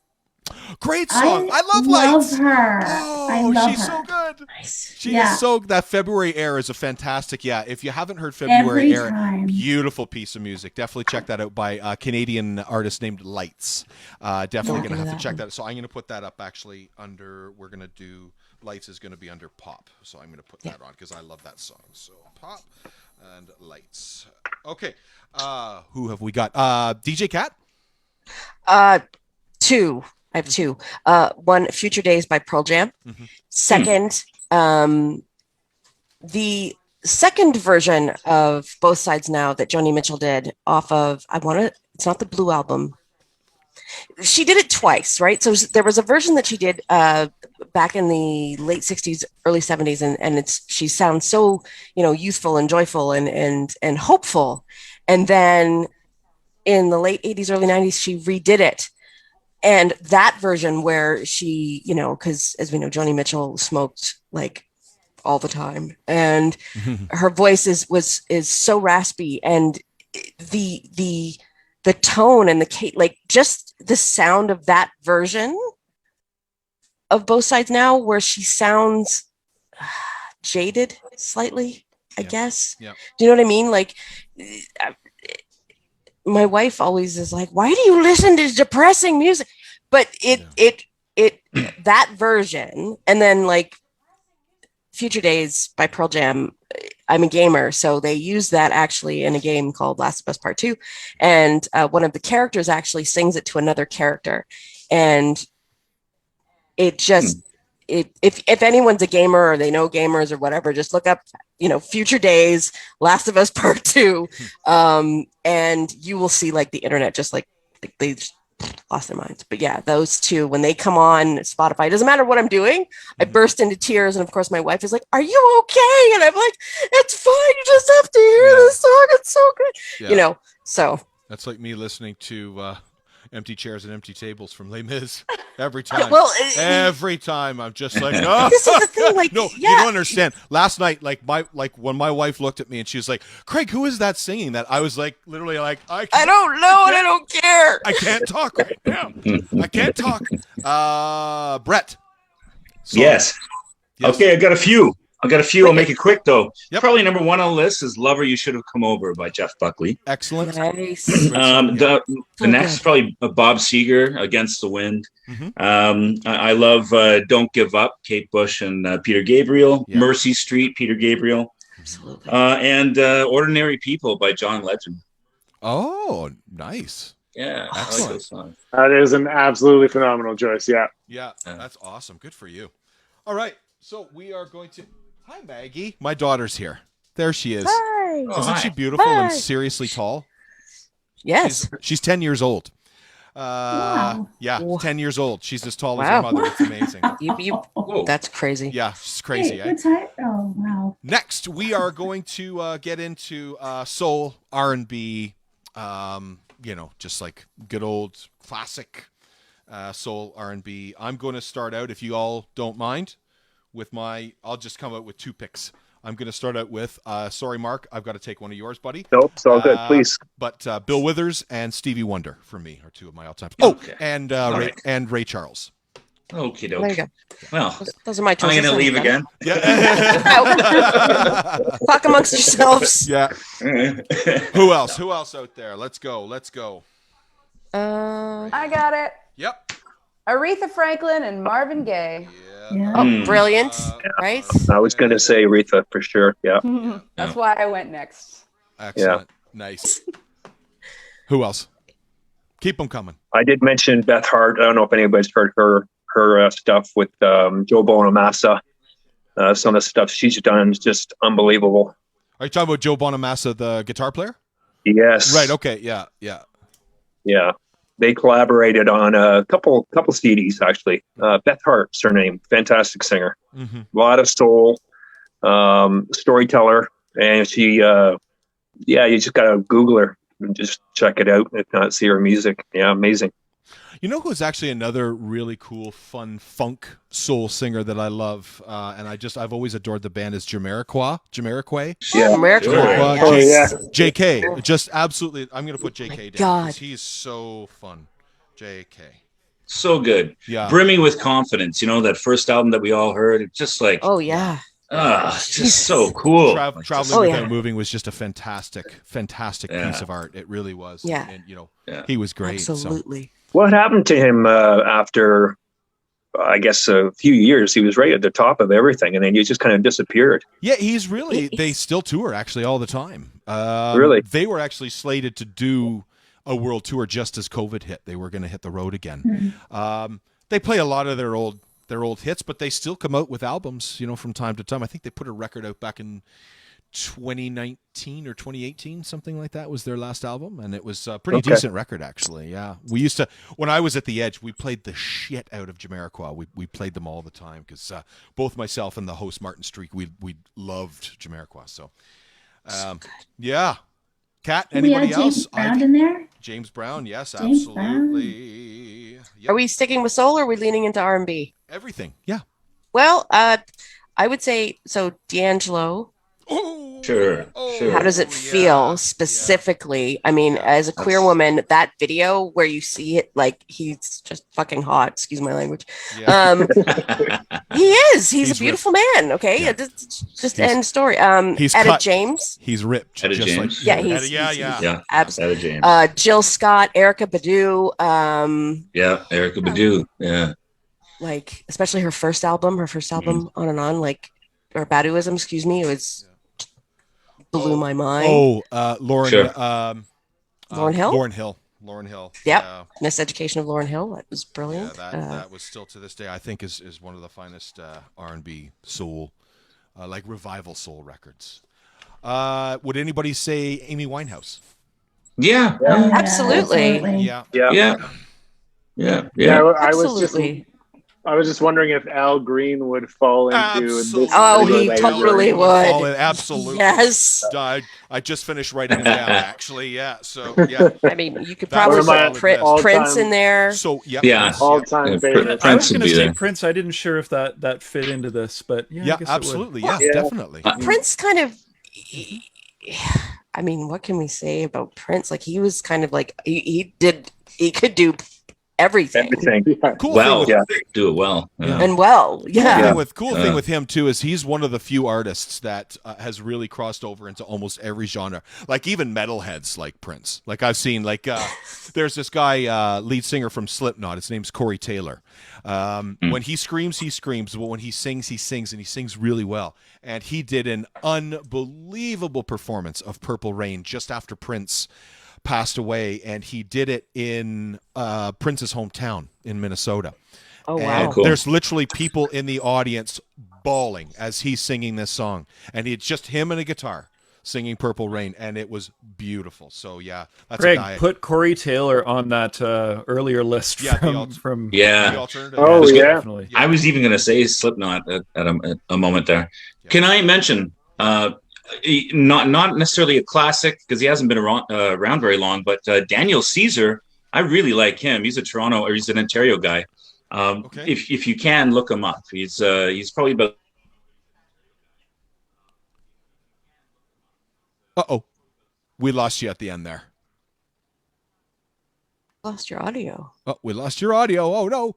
We got Daniel Caesar. Oh. And Brett's out. he's like, mic drop, and I'm out. You don't need to hear anything else. I'm good. That's right. Mic drop. Yeah. I'm Okay. going to throw Chaka Khan in there too. I think. Oh, Yeah, Nice. fantastic. Yeah. Oh my gosh. Pointer Sisters then? Pointer Was that Sisters. Jane Fonda? Hey, Like, Lana, yep. Yep. Absolutely. Yeah. Definitely. Janet Jackson. You could there's Yeah. Tina Turner. Tina Turner. Tina. Yeah. Yep. Alrighty. We could Check. literally do this all day.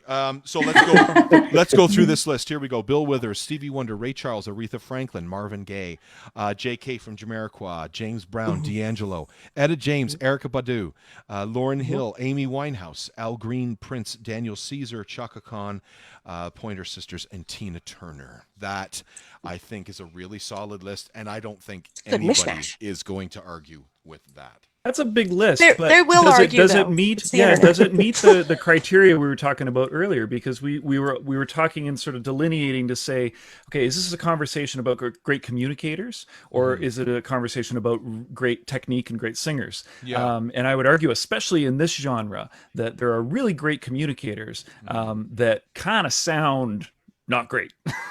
Yeah. And Okay. like so. Okay. In Absolutely. this, in I this, can understand where you're coming from. Yeah, for yeah. me personally speaking on this list, like at the bottom would be James Brown. As far as like a great communicator, vocalist. great performer, so Yeah. much energy. Is it the best singer? And if we were to put these genres up against each other, would some of the would the Chris Cornell win over some of the other singers we've got here? Yeah. So I don't know. It's an extensive list. It's a popular list for sure. Yeah. Is it supported by technique? I don't know. Yeah. I guess that's the singer versus vocalist then. Yeah, I guess it Yeah. would be. Yeah. Yeah. Yeah. Fair, because and this has been my conversation, this week since Craig, you reached out. I'm like talking to people. What do you think? Like, what makes a great singer? What is it? And it like I said earlier in the show, it has sometimes and too often to do with how long the note is, how loud the note is, and how high the note is. Right. And that makes everybody really excited. But is that what good singing is? So if and on the that's- flip side. Yeah. And on the flip side, there's the great communicators that use their voice in a very simple way, Right. and move us to tears. I mean, we look at how excited we were to tell our story of the song that makes us cry. I'm going into my example, Loggins and Messina. There's nothing vocally demanding about that song. Anybody could sing it. Yeah. So why does it move us? It's not the technique. It sure isn't. So, but it's still a great song, and there's great singing in that. That's a good point. The song that moved me to tears, I don't think I actually mentioned it. It's a song by an English band called Keane. Does anybody remember a band called Keane? Yeah, they had that song, Somewhere Only Something We Know. Only We Know. Yeah, so they had that song. They had an album which is called Under the Iron Sea, and the first track on it is called Atlantic, and the first line in the song is, "I hope all my days will be lit by your face." And so every time I hear that, I'm just like, got me. So okay, so if that's the case, then that's actually a good point. So maybe we might have to do a part 2 of this program, and what we should do maybe for the part 2 of this program is actually say, okay, so now we've got these lists, and we're going to put them up. I'm going to put them up on the website and the blog. We're going to let people maybe for the next couple of weeks, like 2 or 3 weeks, vote. And then we'll come back and say, okay, we have for soul. Okay, here we go. Soul and R&B. 1, 2, 3, 4, 5, 6, 7, 8, 9, 10, 11, 12, 13, 14, 15, 16, 17, 18 names. Okay? And of course, people are going to say, oh, you forgot about blah, blah, blah, blah, right? Like whoever. That kind of thing. So maybe I wonder what would you guys think about that? If we were to come back in a few weeks and say, okay, now here's what we're going to do in regards to, everybody talking about it, in regards to us talking about it. Maybe we say, okay, this is what we're going to do now. We're going to break this down in regards to what Will's saying and say, okay, if we're going to say top vocalists, then they have to meet this criteria kind of thing. Sure. You know what I mean? Yeah, Maybe absolutely. that's something we should think about doing. Okay, so what we'll do, Will, are you okay with that? Sounds great. Yeah. Okay. Perfect. Okay. Okay. Cool. Okay. So we have 2 genres left to get to. We've been at this now for an hour and a half. So we are going to do.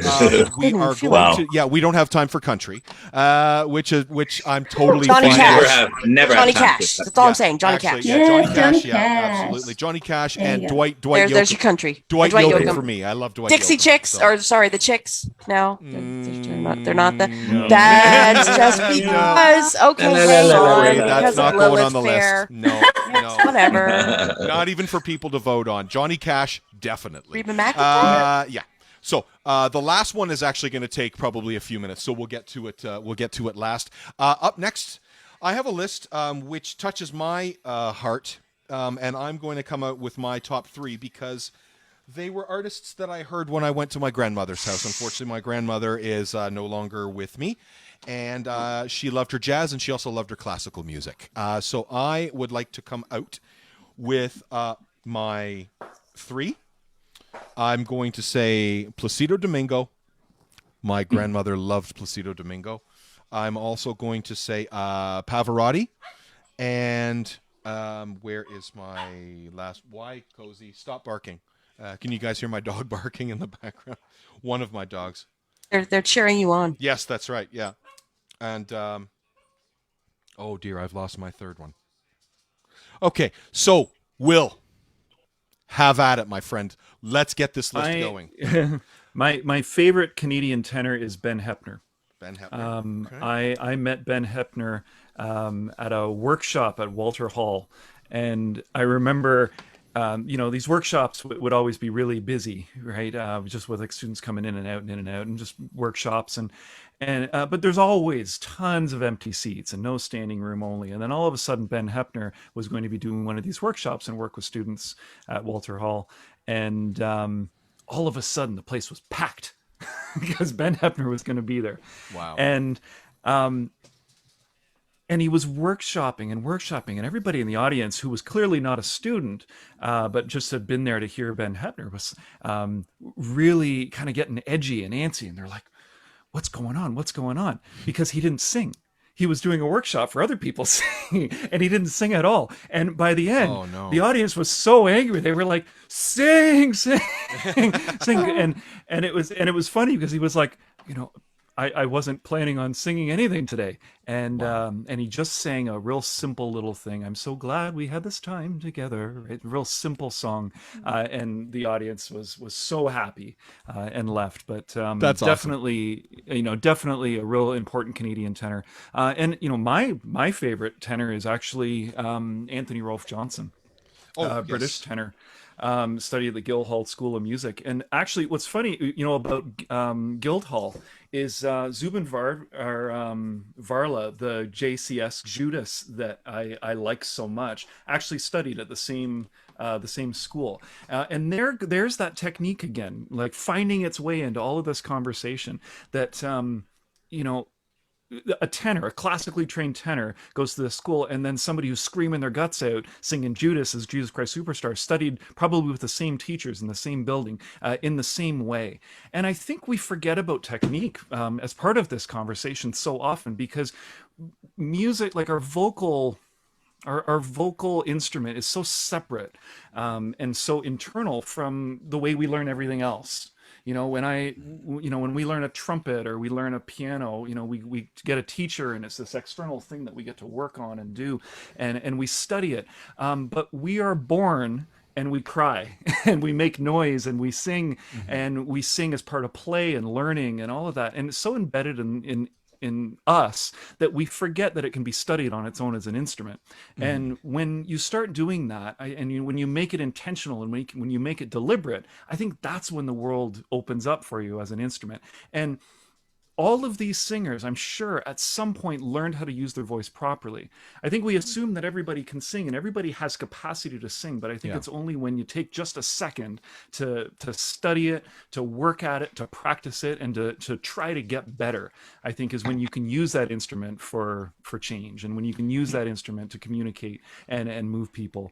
And that's a really good example. Anthony Rolfe Johnson studying at the exact same school that a music theater great ended up working, or at least I don't know if he's great, but he's certainly somebody I admire. As a singer, and they sound totally different, but studied at exactly the same school. I find that really interesting. I think that's actually a really good point. One of the things that always still impresses me to this day is when you have somebody that can really belt, like a real belter. Mm-hmm. If they have mastered their craft so well that after doing it for 20 or 30 years or something like that, you can walk up to that vocalist and they don't sound like they smoke 2 packs of cigarettes a day. Do you know what I mean? Like that, like there's, I'm not going to name names, but having been in the alternative world, I know personally some guys and girls that scream, and they're really good when they get on stage. They can scream their brains out. When you talk to them, they talk to you like this. And for me, that's somebody that's destroyed their vocal cords. That's somebody that now is literally to the point where the only thing you can do is that. And I think that it's great that you talk about the whole idea of technique, and I think that's probably what's going to have to carry into essentially coming up with our final list, is people that are good at doing the things that, like, touching you in, touching your soul, tugging at your emotions, but somebody that really still to this day can actually do it. Like, I don't know about you guys, but have you heard Paul McCartney sing recently? Oh, he doesn't right? change. He doesn't change keys of songs. He still sings "She Loves You" in the original key that the Beatles recorded it in 60 years ago, and he still sounds amazing. Mike Patton, ridiculous. "Faith No More." I mean, he can sing a Commodore's tune, and then turn around and scream his brains out. I don't know that Ted Neely does Gethsemane in the same key that he used to. I think they might have dropped it. Can't. They may have dropped it down a couple of semitones over the years, but I mean, still the fact that the guy can do it is pretty darn impressive. Do you know what I'm saying? So, I think that's wonderful. Sorry, excuse me. One of my favorite musical songs. Pardon? Gethsemane is one of my favorite musical songs. Jen says that Gethsemane is one of her all-time favorite musical songs, and I have. And how can you? It absolutely. It really is great. It's amazing. So, just realized, actually, we've got pop still to do, and we've got rock still to do. My God, this is amazing. Okay, so I think what we're going to do Jump ahead. I think what we're going to do is, what do we say? Let's do rock. We'll call it a night. We'll come back in a few weeks, and then we'll do pop.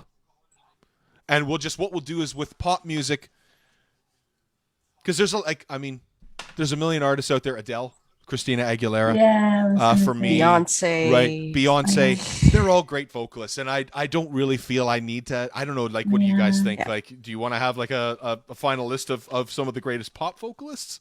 Because 90% of them are going to be the female divas that are out there. Whitney. I think what's so cool Christina, about this conversation, Pink. Pink. yeah, what's been great about it though is that I've learned so many names. Like as we're talking, I'm sort of like, oh, I got to listen to that again. And I've been writing things down. I don't think anything on that list is going to be something that'll surprise anybody. Yeah, and I think that's what's fair. Like that's the key for probably, me. That's fair. You know what? That's probably a really good point. Yeah, I think. And that's cool with the coming back in a couple of weeks too, because we can listen to all these names and then talk about them again. Yeah, exactly. That's Yeah, true. it So is, right? why don't we finish off? Let's finish off with rock and roll. Okay. So, and in rock and roll, I'm talking about metal, classic rock, current rock, like a Jay Buchanan from Rival Sons. Let's come up with some great rock and roll vocalists. And Ivy, you are not allowed to say Rob Dickinson again. Okay, Bruce. I'm just kidding. Bruce, yeah, Bruce Dickinson. Okay. So we will start let's start the classic rock list. I'm actually not going to say anything in regards to the rock and roll list. I would love for let's get either Ivy, Jen, or Kat to shout out a few names. Whoever wants to go for it. John Bon Jovi. Okay. Yep. Awesome. Yep. And I don't remember the lead singer of Def Leppard's name. Why not? Oh, his name is Joe Elliott. Joe Leppard. Elliott. Joe Elliott. Okay. Yep. Yeah, one of my favorites. I'd like to Nice throw out Maynard James Keenan. Yes, and he also belongs on the alternative list as well. That guy. I'm not a Tool fan. I want to say this. I'm not. It's not my jam. It's not my kind of music. But that guy's voice kills me. There's a song that he does with a band called A Perfect Circle, which is one of his side projects, and it's a song called "Weak and Powerless," and it is. Okay, Jen. When we finish up here, A Perfect Circle. Weak and Powerless will raise the hair on your arms. It is Maynard's voice on that, and he does all the harmonies in the song too. There's like four. I think there's 4 harmonies in it or something like that. It's incredible. Have to check it out. He's in my top 5 all time for my influences. Yeah. There's something about Keenan too. When it comes to technicalities, he actually can really sustain a note without vibrato, and that's something to keep that. And I know you're a professional vocalist here. You guys would know that actually sometimes vibrato can, to do it well is one thing, but it can also be a bit of a crutch when it comes to 100%. And we lost him again. Oh no! Damn it, Brett, we lost you again. He mic you dropping. were making you. I'm such sorry. A good point. Right. Right there it is. Mic drop. Yeah. Bam, no, he does have a really good point. Yeah, exactly. So say something, Brett. Something. There you are. If you want to, you cut out. You cut out right at when you were saying for vocalists that it can be an issue. Oh, okay. What I was saying is that he can sustain a note without using vibrato very intentionally, because that's his style. In every project that he does not use vibrato with intention. He just likes to sustain notes, and he's very tasteful about how long those notes go. But it's really cool because that's an entirely different use of diaphragm and breath. Yeah, and he's interesting in that way. Very controlled and very minimal. There's a classic thing if anybody's seeing the Phantom of the Opera is the end of the music of the night, when the Phantom has to hold that for Gerard Butler 85 measures kind of thing, and and it takes real skill to do that. Yeah, so I completely agree. I just added 2 more. Actually, I added Ivy's, Bruce Dickinson from Iron Maiden, and Rob Halford from Judas Priest is a huge one for me. I'm a huge, nice, very nice. Judas Priest fan, and Rob Halford is Will, you have to check out some classic Judas Priest. You'd love it, honestly. His Rob Halford is that classically trained singer that can not only belt but just has great power and energy to his voice, but can sing a great ballad too. He's just like fabulous. Even Victim of Change is what a killer track he did. Yeah, absolutely. Yeah, a lot of his solo stuff was really, really good too. Yeah, with Fight. Let's see, who else have we got? Okay, so Jen and Ivy, the 2 of you threw down a couple of things. Will, Kat, either of you, any classic rock artists? Well, Robert Plant. Yeah, I mean, is that like we're in classic rock? I mean, again, Page and Plant, right? That iconic show, so important to me, and what a singer. Robert Plant was a huge influence on a generation of vocals. I mean, David Coverdale from Whitesnake, as far as I'm concerned, wouldn't exist if it wasn't for Robert Plant. Mark Harding might disagree with me, but I'm a huge Zeppelin fan, so I completely agree with you. Anyone else? If we're gonna, sorry, go ahead. No, I love David Lee Roth. I think he's so much character there, and he's technically very good too. Yep. Oh yeah, absolutely. Yeah. I mean, if we're gonna go classic, I mean, off the top of my head, I'm gonna go Morrison. I'm gonna go Jagger, which I know it's like these are, and on some levels, Bowie. Yeah, sure. Bowie did some rock stuff, right? Like Bowie's brilliant. Sorry, fun fact. Does anybody know who Jim Morrison from The Doors, his favorite singer is of all time? I do not. Frank Joni Sinatra. Mitchell. Frank Sinatra. Oh, okay. Yeah. He actually walked into the studio for the very first Doors record, and there was a microphone sitting in the studio, which is known, if Chris McBride was here right now, he'd go, Telefunken U47. It's called a Telefunken U47 microphone, and every vocalist back in the 60s and 70s sang into this microphone, and when Jim Morrison and the Doors went into the studio to do their first record, Jim Morrison looked at that microphone and said, that's the microphone that Frank Sinatra uses, so I can't wait. So, his is he's a huge That's he was awesome. a huge Sinatra fan. So we had Jagger and Bowie, Robert Plant, absolutely brilliant. Yeah, Alex, anything? What would you like to say? I mean, I feel like we've hit all of mine. I was sitting on Robert Plant, hoping nobody else was going to, but that was a pipe dream. Let's be real. Yeah. And then, I mean, I don't know. For me personally, like Dave Grohl had a huge influence on me. Yep. I don't know if you could stack him up against these greats, but like in terms of technical ability, maybe not. But in terms of an all-around performer, I have never. The best show of my life was the Foo Fighters, weirdly at the ACC, which is not a phenomenal venue, but they absolutely crushed it. It was a great show. I was there too. Awesome. Yeah. With the triangle solo. Yeah. Yeah, it blew my mind. It absolutely blew my mind. And he just had the whole crowd enthralled. It was incredible. Alex, you're gonna hate me for this one, my friend. I actually saw the album Songs for the Deaf that Queens of the Stone Age released years ago when Dave Grohl played drums on that song. Of course, Dave Grohl played drums for Nirvana. Everybody knows that. So he played on that record. I saw that tour when Grohl played drums for Queens of the Stone Age at Lee's Palace. And it was the only way I could... Absolutely insane. Seeing Grohl like just bashing the shit out of a drum set was just absolutely amazing. Yeah. So. The only possible way I could be more jealous is if you saw Grohl tour with Tenacious D. No, that's the only. No, that would be super cool. That would be amazing. That would be absolutely amazing. Yeah. Oh, we also have to put Freddie Mercury in there. I do believe. Yeah. Yes, of course. Yeah, Freddie Mercury.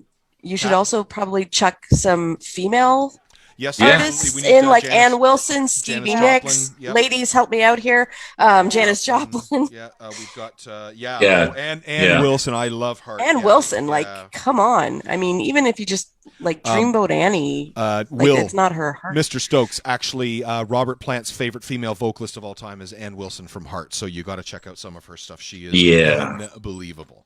What did we say? Janis Joplin, Ann Wilson. I said Stevie Nicks. Yep, Stevie Nicks. Yeah.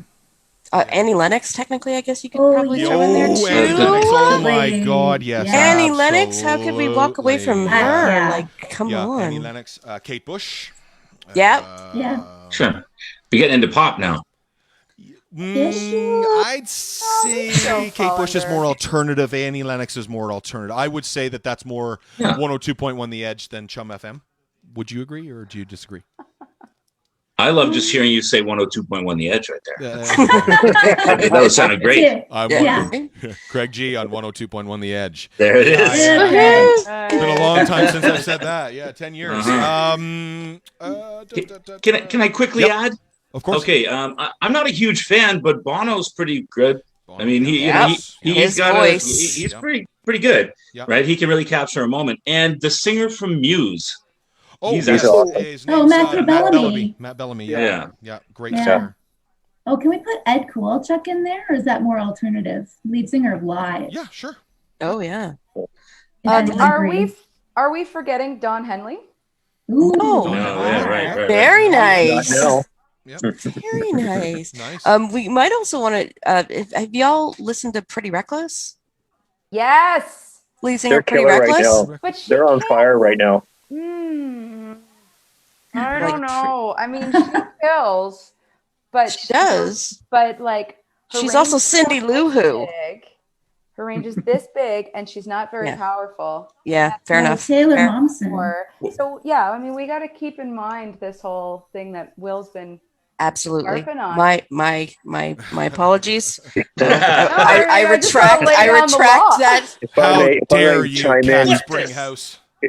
Look. If I may chime in, going to classic rock here stuff. I mean, Rick Emmett's got to be on there for sure. Okay. Oh yeah.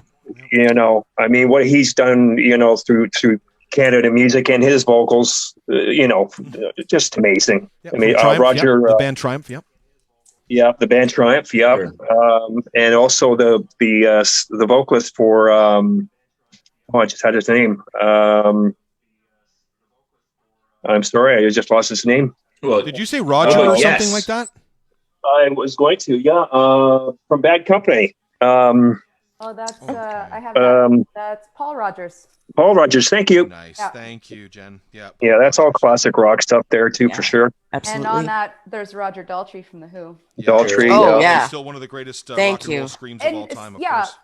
I mean, that's another example of something that's. I mean, he's at least as old as Plant, and he's still. I don't know if he's singing in the same key that he was when he was in his 20s, but it's relatively close, and it's.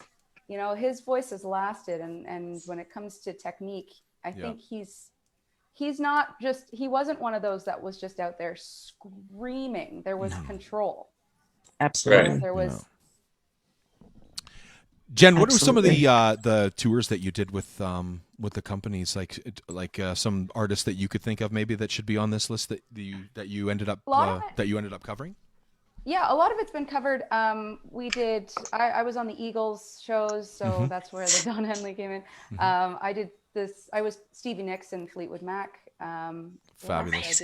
And I was kind of the Great Gig in the Sky girl for a while. For Dark Side of the Moon. Oh my! Are you for real? I was going to ask you that earlier. I was going to ask you that. Holy shit! That was you. Uh-oh, we lost Alex. That was me. No. Don't lose Alex. No. Alex, come back. There he No, is. I'm back. So I mean, again, if we're talking technique, I've that's. Do you remember what her name was, Jen? Claire Torrey. Claire Torrey. That's it. Thank you. Nice. Yeah, Nice. So Great Gig in the Sky. It's such an interesting. I don't know. So it's such an interesting song to take on because you do need to sound like you're just at the. I always saw it as like I'm dying. Great Gig in the Sky, right? I'm being taken up and into the heavens, and I don't really want to go, but I'm going, and it's just this ecstatic journey. That's a really interesting take on that. Yeah.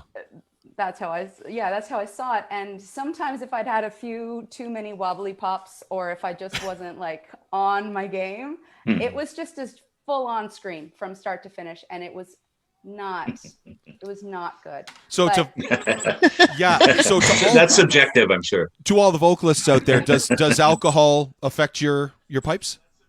Absolutely. Yeah. It affects the attitude more than the pipes, but attitude. I don't know about pipes. Yeah. But yeah, I mean the moments when the people that I've seen who have done it, and the moments when I was really dropped in and locked in, and the column was there and I was supporting, and it wasn't just a full-blown scream, that's when the magic really happened. And I think that's what we need to take into consideration is the control over the vocals. Anybody can go out there and scream for 20 years, but they can't actually. They can't. No. Yeah. Ask Liam Gallagher, Yeah, that's MO, true, isn't it? Yeah, that's true. Yeah, Liam Gallagher from Oasis. Yeah, I mean, some people back in the day would have put him on this list, but not anymore. Unfortunately, no. Noel Gallagher sings better than Liam does. So we are going to go through this real quick. Bon Jovi, Joe Elliott, Maynard James Keenan, Bruce Dickinson, Rob Halford, Robert Plant, David Lee Roth, Jim Morrison, Mick Jagger, David Bowie, Freddie Mercury, Dave Grohl, Janis Joplin, Ann Wilson, Stevie Nicks, Annie Lennox, Kate Bush, Bono, Matt Bellamy from Muse, Ed Kowalczyk from Live, Don Henley, Rick Emmett, Bad Company, Paul Rogers, Roger Daltrey, Claire Torrey, who's just so friggin' good. I'm just trying to think if there's anything that we're missing. Like I just kind of Brett. I've got. I love Steve Perry's voice. Yes. Like, I don't know if Steve we Perry. mentioned. Yeah, he's like I love him in.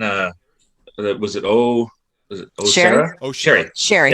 Yeah. That first line, it should have been. The way they use echo and decay on it, and it's so great. But that and the singer from Creedence Clearwater Revival. Oh my God, so John rock. Fogerty. John Fogerty. Yeah. Great voice. He's got such a rock voice. Yeah. Joe Cocker. Oh. Yeah. Needs to be on there somewhere. Definitely. I'm not sure which genre we're going to put him in, but because You know, it's interesting actually. Crossed a couple different things too. Yeah, exactly. Right. Like, yeah, my Jen actually just brought up too. I just heard her in my microphone here. Maybe in the soul and R&B category. Jen and I saw him at the Air Canada Centre, and he was unbelievable. His voice is just ridiculously perfect. Is Seal? oh my God. Oh, Yes. Yeah. So we're gonna have to put Yes. Seal Oh, Seal Jesus. down in soul and R&B. Yeah, sure. Yeah, John Fogerty, Joe Cocker, Steve Perry, great calls. Anybody else? Yeah, like I'm just trying to think. Okay, so the greatest bands of all time: the Beatles, the Rolling Stones, the Who. Paul McCartney. Yep. Yeah, I guess you got it. Yeah. Yeah. Hey, I mean, really, you know, he's my absolute hero as far as. No, you got to as see it from all angles for sure, Yeah. right? I'm thinking when I think rock, I just go straight for like a more powerful tone. But you're right. Yeah. They're rock songs. Yeah. Yeah. Does Elton John fall into any of this? Yeah, sure. Elton's great. Yeah. I mean, if you listen to. But okay. I mean, Isn't he You know, pop? guys. yeah. I would have put him Totally under pop, but pop, he's another one that goes across the board, right? Yeah, he Yeah, does. he definitely does. Like, I mean, if you're talking about like Benny and the Jets and stuff like that, I mean, that's definitely classic rock, right? So, Yeah. but if you're Yeah. talking about Blue Eyes, that's And his pop, version so. of Pinball Right. Wizard, like, Ooh. Yeah. is for me. I enjoy that version better than the original, and I'm gonna get kicked off the show. Send your hate Right. mail to music@revolution. Yep, send it to me. I'll come at me. Come at me, bro. Yeah.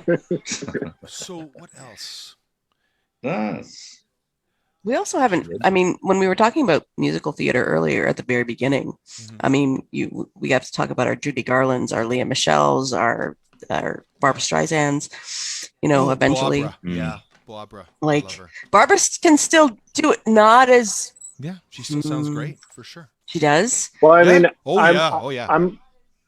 Sorry. I'm hesitant to bring this up with all these greats, but another one that really does it for me is Dan Auerbach, the singer from the Black Keys. yeah, Oh, sure. Nice, yeah. I think he's Yeah. absolutely Yeah. phenomenal, Yeah. and he's got a wide range, and yeah.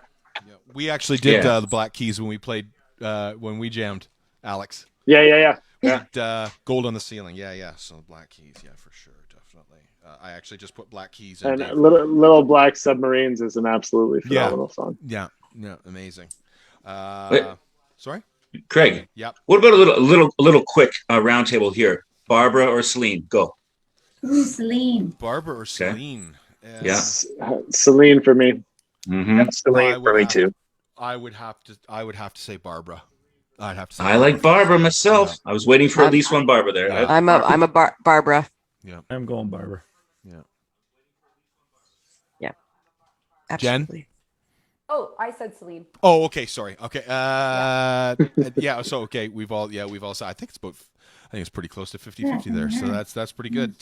Yeah, I love Barbara. My mom listened to Barbara Streisand like crazy when I was growing up as a kid. So I love that. And a band that I've just gotten back into like in the last 10 years that I just literally cannot get enough of because he's one of my favorite guitar players is Lindsey Buckingham from Fleetwood Mac. Sure. And I just Nice, yes. like honestly like his vocals I'm actually gonna put down Lindsey Buckingham because I think he's a great singer. Not to mention a great singer, but the way he plays guitar, he doesn't use Oh a my pick gosh, at all. yeah. It's all Yeah. fingers. Yeah. It's amazing. Yeah, he's awesome. There's an album called Tango in the Night that was released in 1987.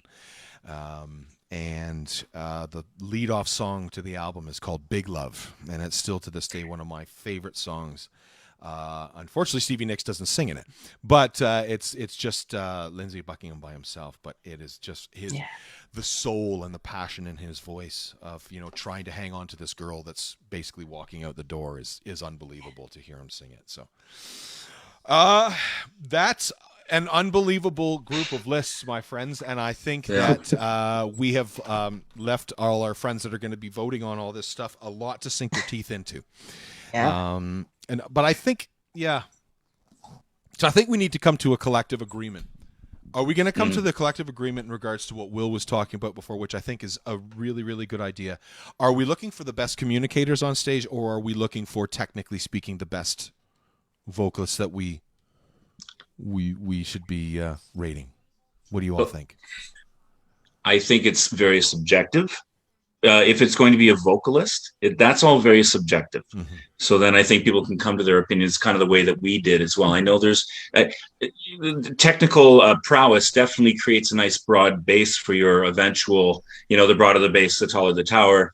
Mm-hmm. But, a lot of those broad bases don't necessarily get away from their technicalities, where some have a less broad base, but choose to shoot higher in their creativity. So I think that's what a vocalist is some sort of combination of the bunch. And this is a really tough thing too, because now I'm thinking about it being a drummer.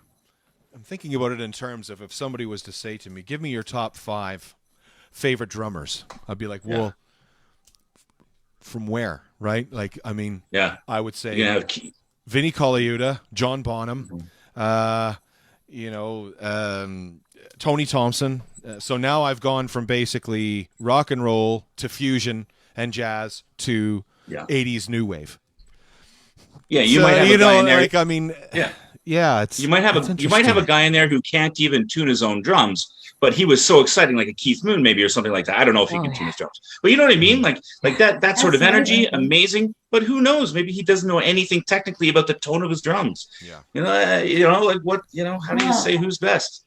I was going to say that exactly. I'm not a technical singer at all. So if you were going to choose that route to go to, then you'd need a different panel. You'd need a panel of people who were skilled, schooled, you know what I mean? Mm-hmm. For me, it's like, I couldn't tell who was the best technically, because it's about all of the combination of all of that. It's like what they're saying, how they're saying it.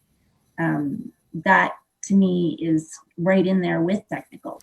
So that's a good point. Should we think about coming up with the singers who are the most well-rounded? Technically gifted. I was going to say the same thing what Ivy said. Gifted, but like Will was saying, a good communicator as well. Yeah. Yeah. What do you guys think? Well, because I think that, the technique, it shouldn't be what's on display, right? But it's the tools that you have in your arsenal to be able to get you to where you want to go. I think of it in terms of dance too. Like some of the great modern dancers, are going to have maybe ballet as part of that technique that allows them to have the capacity to do the things they want to do as a communicator. And that's not a bad thing. I don't think it necessarily means you can't be a great modern dancer without having some ballet chops when you were younger. But having it, I think allows you to have a little bit more capacity for saying what you want to say.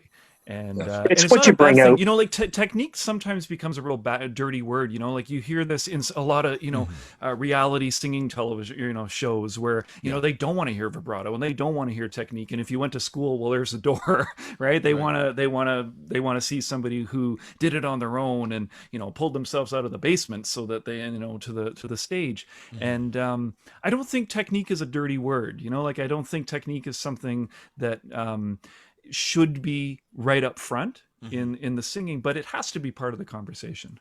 I think it's all how the singer portrays themselves amongst the crowd. There's a lot of great singers out there, but there's also showmen and showing how, I'm going back to what we talked about earlier, with David Coverdale, like how he spins the mic, and a lot of people go, wow, I can't believe that. Or, Paul Stanley, whatever, how he struts his stuff with the boots.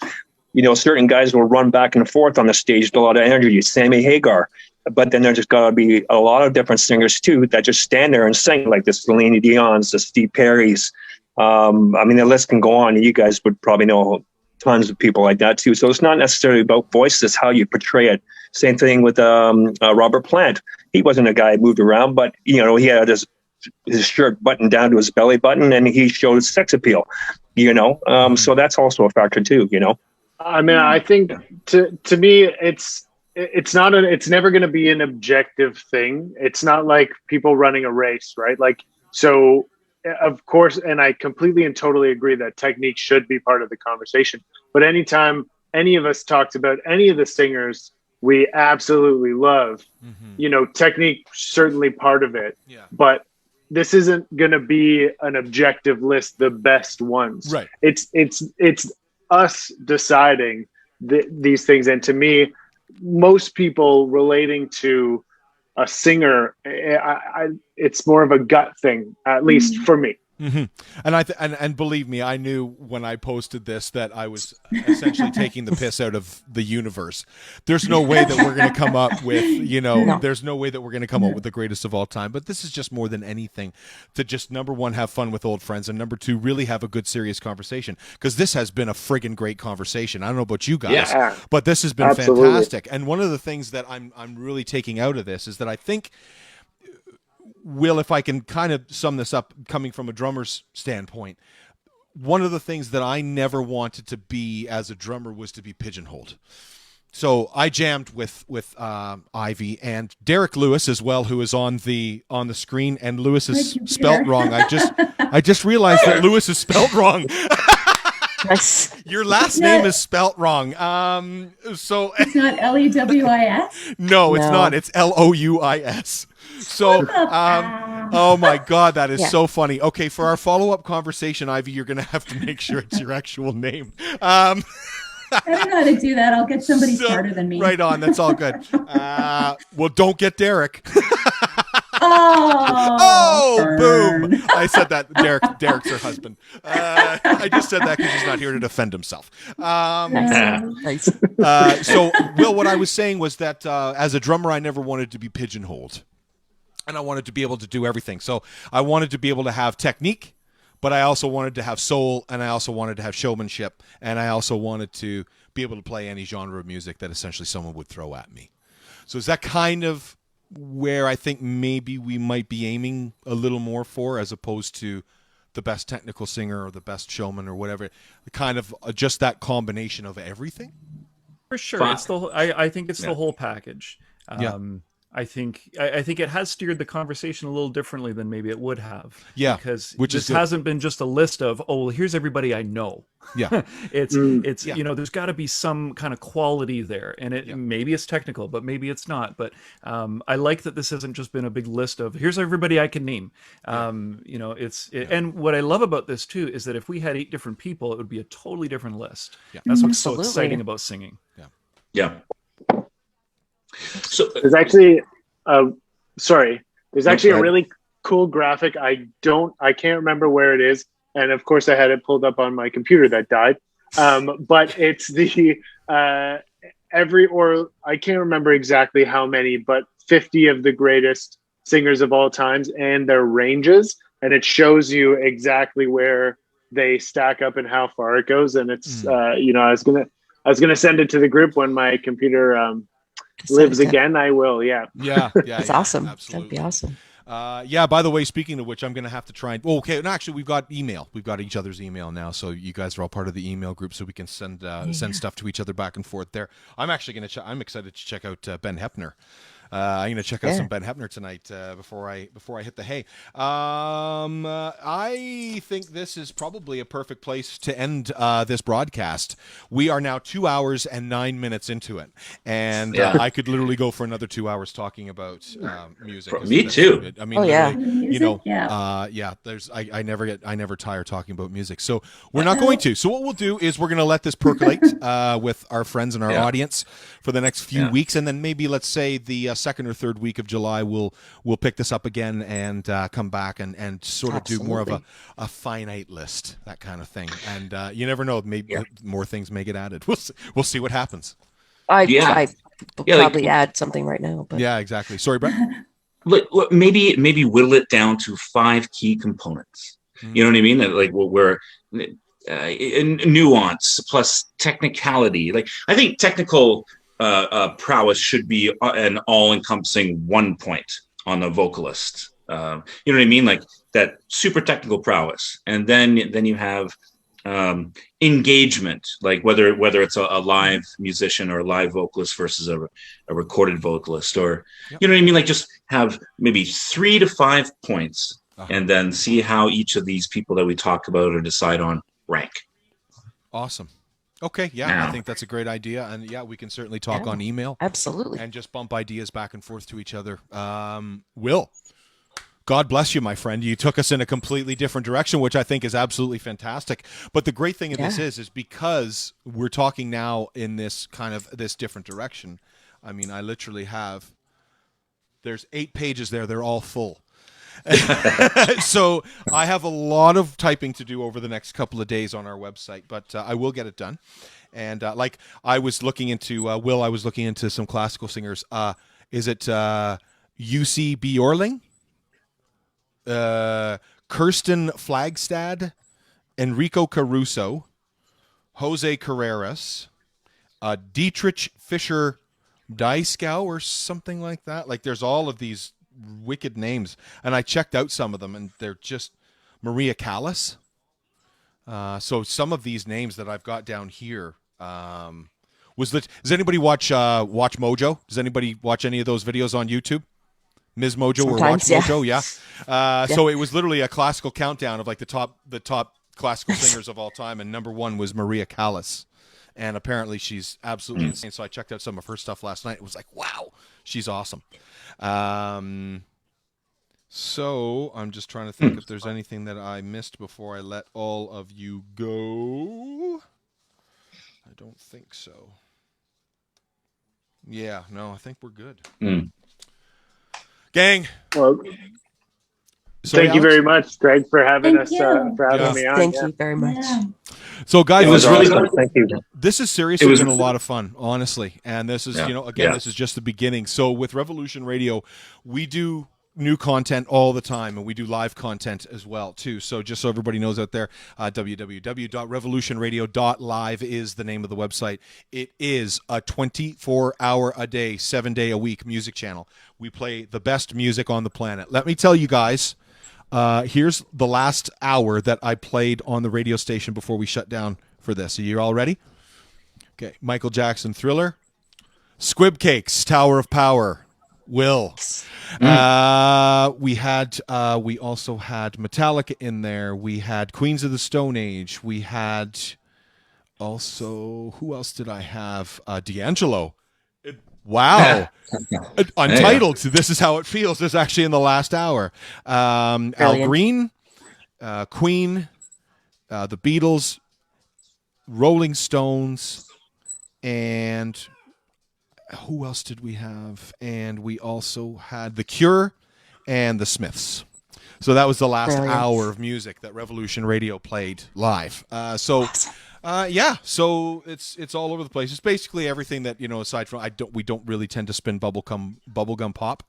So Alex, as far as it goes, I'm sorry, but your first 2 CDs, your first 2 CD purchases are not in my computer. That's okay. I still got them.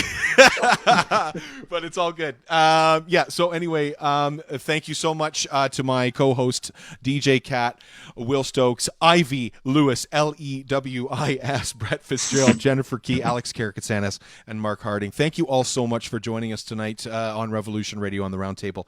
I really greatly appreciate it, and we will see you all in a few weeks for a future chat. Thank you, Craig. Thanks, everybody. Have a wonderful evening.